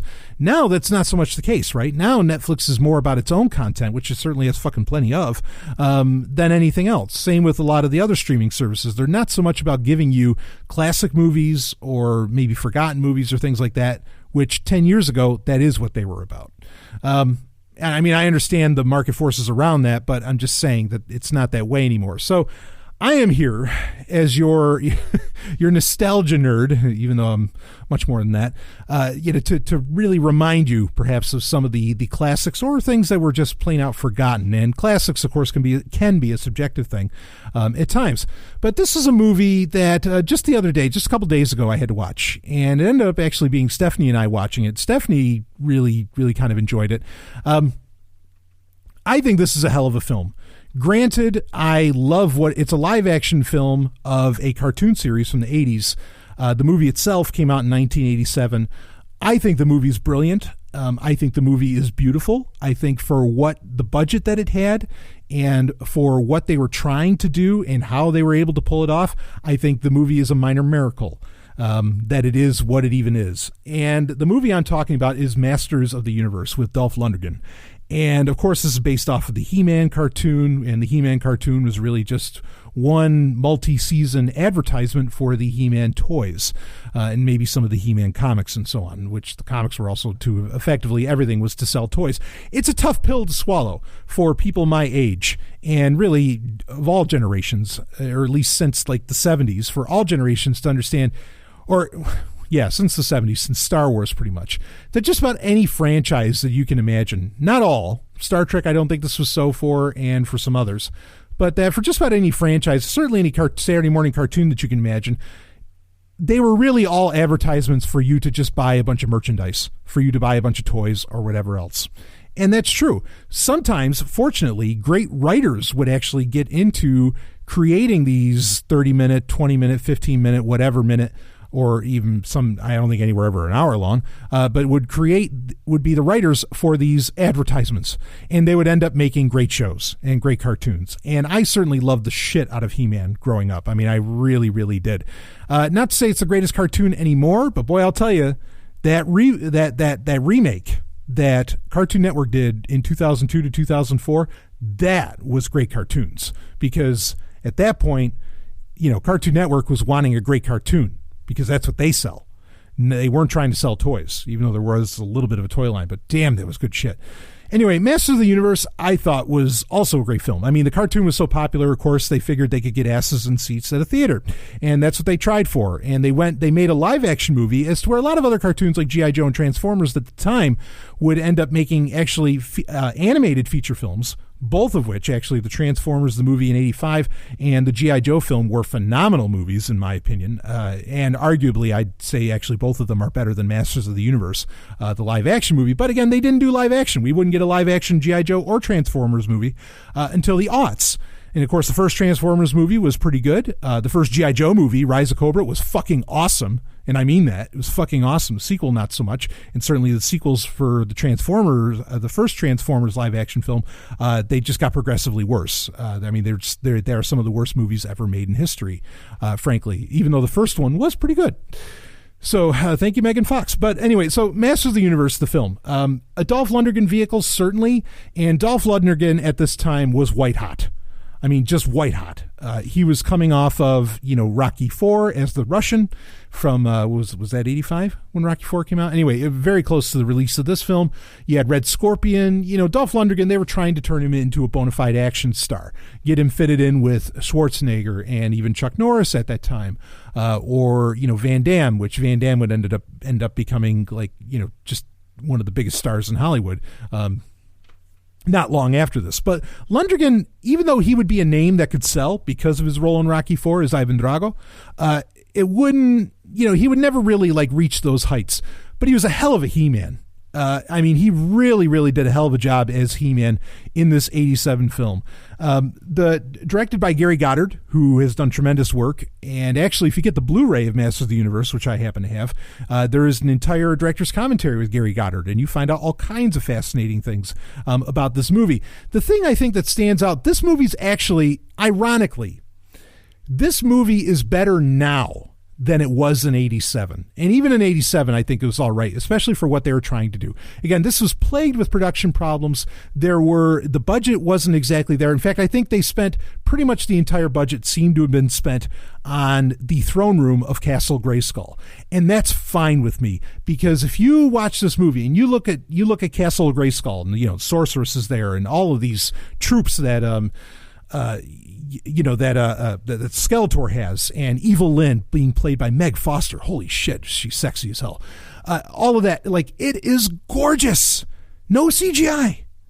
It is absolutely gorgeous, the practical effects, and that throne room. I mean, it's one of the best sets, in my opinion. It's one of the best sets in movie history, bar none. It is stunning. So much of the design, even a lot of like of Skeletor's forces and all that, super well done. That's easily where all the money went, and into paying for probably at the time Dolph Lundgren could fetch a bit of a price. But yeah, it had a budget of $22 million, which is kind of high for the time, but not crazy. That's not crazy money. Like Dune, I think, had way more than that. But anyway, I mean, they did what they could with it, and there's a reason. This movie gets kind of weird. It doesn't follow the cartoon very well, if at all. And I mean, Man-at-Arms is in it, Tila is in it, and they're both very serviceable. The movie tries to be a little funnier than it actually ends up being.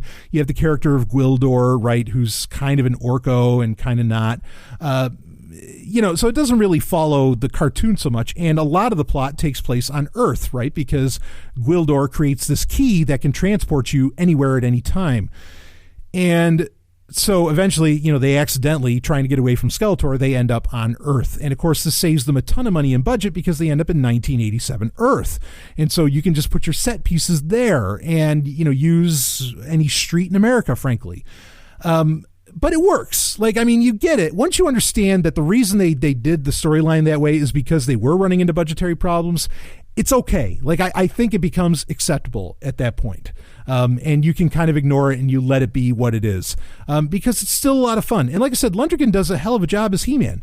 He doesn't say a whole lot, which is kind of a loss. But, he has his accent at the time and whatever. But, you have other characters, like the guy playing Man-at-Arms does a good job. Tila does a pretty good job. Gwildor is funny. And you have a very young Courtney Cox in this, well before Friends. She does a fine job. And then you have, Meg Foster's great as Evil Lynn. Frank Langella as Skeletor, he is brilliant. I mean, he's bringing Shakespearean action to this. I'm not kidding. You have so many people that, even though all Lundgren really did need was the look, because everybody else is picking up the rest of the film, you also have a very young Robert Duncan McNeil in this that people forget about. He doesn't even really get credited. But I mean, he's credited, but he's not like credited, and he's a major character in the movie. And Robert Duncan McNeil, of course, would end up in Star Trek Voyager playing Lieutenant Tom Paris. And and there's so many like interesting little tidbits in this movie. I think there's a lot of occultism, like real occultism going on in this film that they don't necessarily like put on display. The action's pretty good. I mean, it's standard fare blasters and there's some swords there, but it's a nice mixture that you're not used to. And all the effects are practical effects, and so that alone gives it a certain legitimacy that I think now has been lost in our, deluge of CGI. And you notice it, and I think that's part of what makes the movie better today than when it came out in 87, because it was a bit of a flop. It wasn't really that big of a deal, even though they were planning. I mean, it's become, what you call a cult film today, but they were, because I think it only did $17 million against its $22 million budget. But they were planning on there being a sequel, because this is in 87, this is kind of rare to have a post-credit scene. There is a post-credit scene in this where it's Skeletor kind of coming out of nowhere. You think Skeletor's gone, but he, spoiler alerts, but he comes up and he says, "I'll be back." And this is before Terminator 2. So they were looking for that, but I mean, it just didn't do the money, really to make it happen. But it's a shame. But again, I think it's better today, partly because it looks so real and it's so visceral compared to movies today. And it's so epic, even though, a lot of it's on Earth, but the moments when it's on Eternia, on the planet Eternia, and you're in Castle Grayskull, it just feels like this huge, powerful film.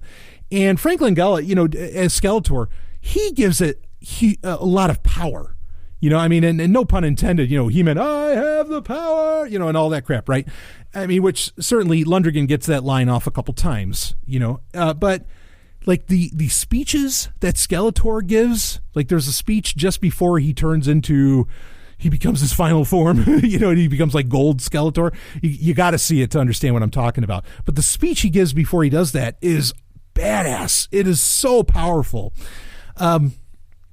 yeah, there's a lot of great things that go on in this film. And again, even though you can tell the lower budget, because anytime there's a shot on Eternia outside of Castle Grayskull, you only ever see at most like 15, 20 people. You do not see a very broad cast, and you don't see a lot of buildings. I mean, Eternia just looks like kind of a desert planet or something. Not that that's too far off from what the cartoon showed off. The cartoon didn't necessarily have like bustling cities or anything like that in it either. At certain points, but overall, when they would show, obviously to save money on animation as well, you would just see more or less an exotic looking planet or, exotic fauna and whatever, but you wouldn't see a whole ton of buildings or people or anything like that. So it wasn't too out of place as far as that goes, but this is certainly something to enjoy more with just thinking of He-Man in the abstract and not looking for something that has fidelity to the cartoon series, because nothing really did anyway, not even the toys. Frankly, the toys were based more off the comic books than anything, which would be a similar case in many ways to, well, G.I. Joe wasn't exactly like that, but that's neither here nor there. So Gary Goddard does a great job of directing. The acting in this is either mediocre or it's great. Like Meg Foster, Franklin Gullah, they do as the villains in this, they do a bang-up job. I mean, just like phenomenal acting. Like this is, seriously, like they're totally believable in what they're delivering. Courtney Cox and Robert Duncan McNeil, they're playing kind of teenagers, and it works. Like I said, Lundergan, he's doing what he does, and he looks great, and he pulls it off. The action sequences, particularly with the sword fights, can come off a little cheap, but for what it is, it's okay. It's not terrible. So overall, it works. Maybe the biggest shining star though in this movie, and that really sells a lot of what's going on, is one of my favorite things to talk about with any movie, and that's the soundtrack, the score. Okay, the instrumental score. In this movie, it's one of the later scores by this gentleman, the legendary Bill Conti. Bill Conti, best known for a lot of things, but best known probably for Rocky. Like, he did the Gonna Fly Now theme. Like that's him. Dun, dun, dun, dun, dun, dun, dun, dun, dun, dun. And he does, he also did North and South, which has a very sweeping score. He's done a lot of really big movies or a lot of epic stuff with his music. And I think he completely delivers with Masters of the Universe. There's a beautiful 2-disc limited edition that came out a few years ago of it, and it is totally worth having. This is one of his best scores, and this is one of the best movie scores, I think, of all time. It's sweepingly epic. And it has, it almost feels, in fact, a lot of this movie does kind of feel like Superman, like the 78 Superman. The score almost feels like John Williams' 78 Superman score, but it has its own flair as well. It has certainly, Bill Conti can be original as he wants, and, no one's going to argue with Bill Conti. So while it feels kind of like Superman, it's just in the abstract, it feels that way. It's its own tune, and I think it's epic, and I think it's totally badass. This is a movie really worth revisiting. Again, maybe not the best plot on planet Earth, but if you know what He-Man is, and if you want to appreciate some gorgeous sets, gorgeous production, the budget wasn't opulent, but the movie at points is wildly opulent. This is a movie for you to catch, and I think that there's a lot of the little things said within it, I think, are very interesting. Like, there's some great quotes within it, like music is the universe, and a lot of the things that Skeletor says. There's a lot of really epic moments in this, and a lot of really beautiful things that are a part of it. So I can't recommend this movie enough. Again, you're not going to get like the greatest story on planet Earth, but the sum is greater than its parts, right? Or the whole is greater than the parts, and this is one of those cases, and I just think it's totally worth watching. And if you want to get the Blu-ray, get the Blu-ray. It doesn't have a whole ton of special features on it, but it's a beautiful, beautiful presentation. And I really, again, if you've never seen this movie, give it a shot. You might just laugh at it, but I think there's some really unique and beautiful winning moments to it. So anyway, that's it for this week's Sovryn Tech Masters of the Universe 1987. You got to hit it, especially if you've never seen another Lundergan movie besides Rocky IV. The other one to check out, I really like Red Scorpion. I think Red Scorpion's a great action flick. And that was another Lundergan vehicle, so go for that. But anyway, that's it for this week's Sovereign Tech. Of course, if you want to support the show, go to patreon.com/SovereignTech, get your hookup, and believe me, you won't be disappointed with the value you get there. And, of course, if you want to sign up for the Sovereign Tech newsletter, new issues coming out, zog.email, zog.email. That's the website for it. All right, that's it for this week. I will see all of you on the other side. Oh, boy, wait till you hear next week's episode. You just experienced Sovereign Tech. Go to sovereigntech.com, that's SOVRYN tech.com, and connect with us there. Find links from today's show and catch our podcast feed. Sovereign Tech is copy heart. Copying art is an act of love, and love is not subject to law. So please share the show however you like. Welcome to the evolution.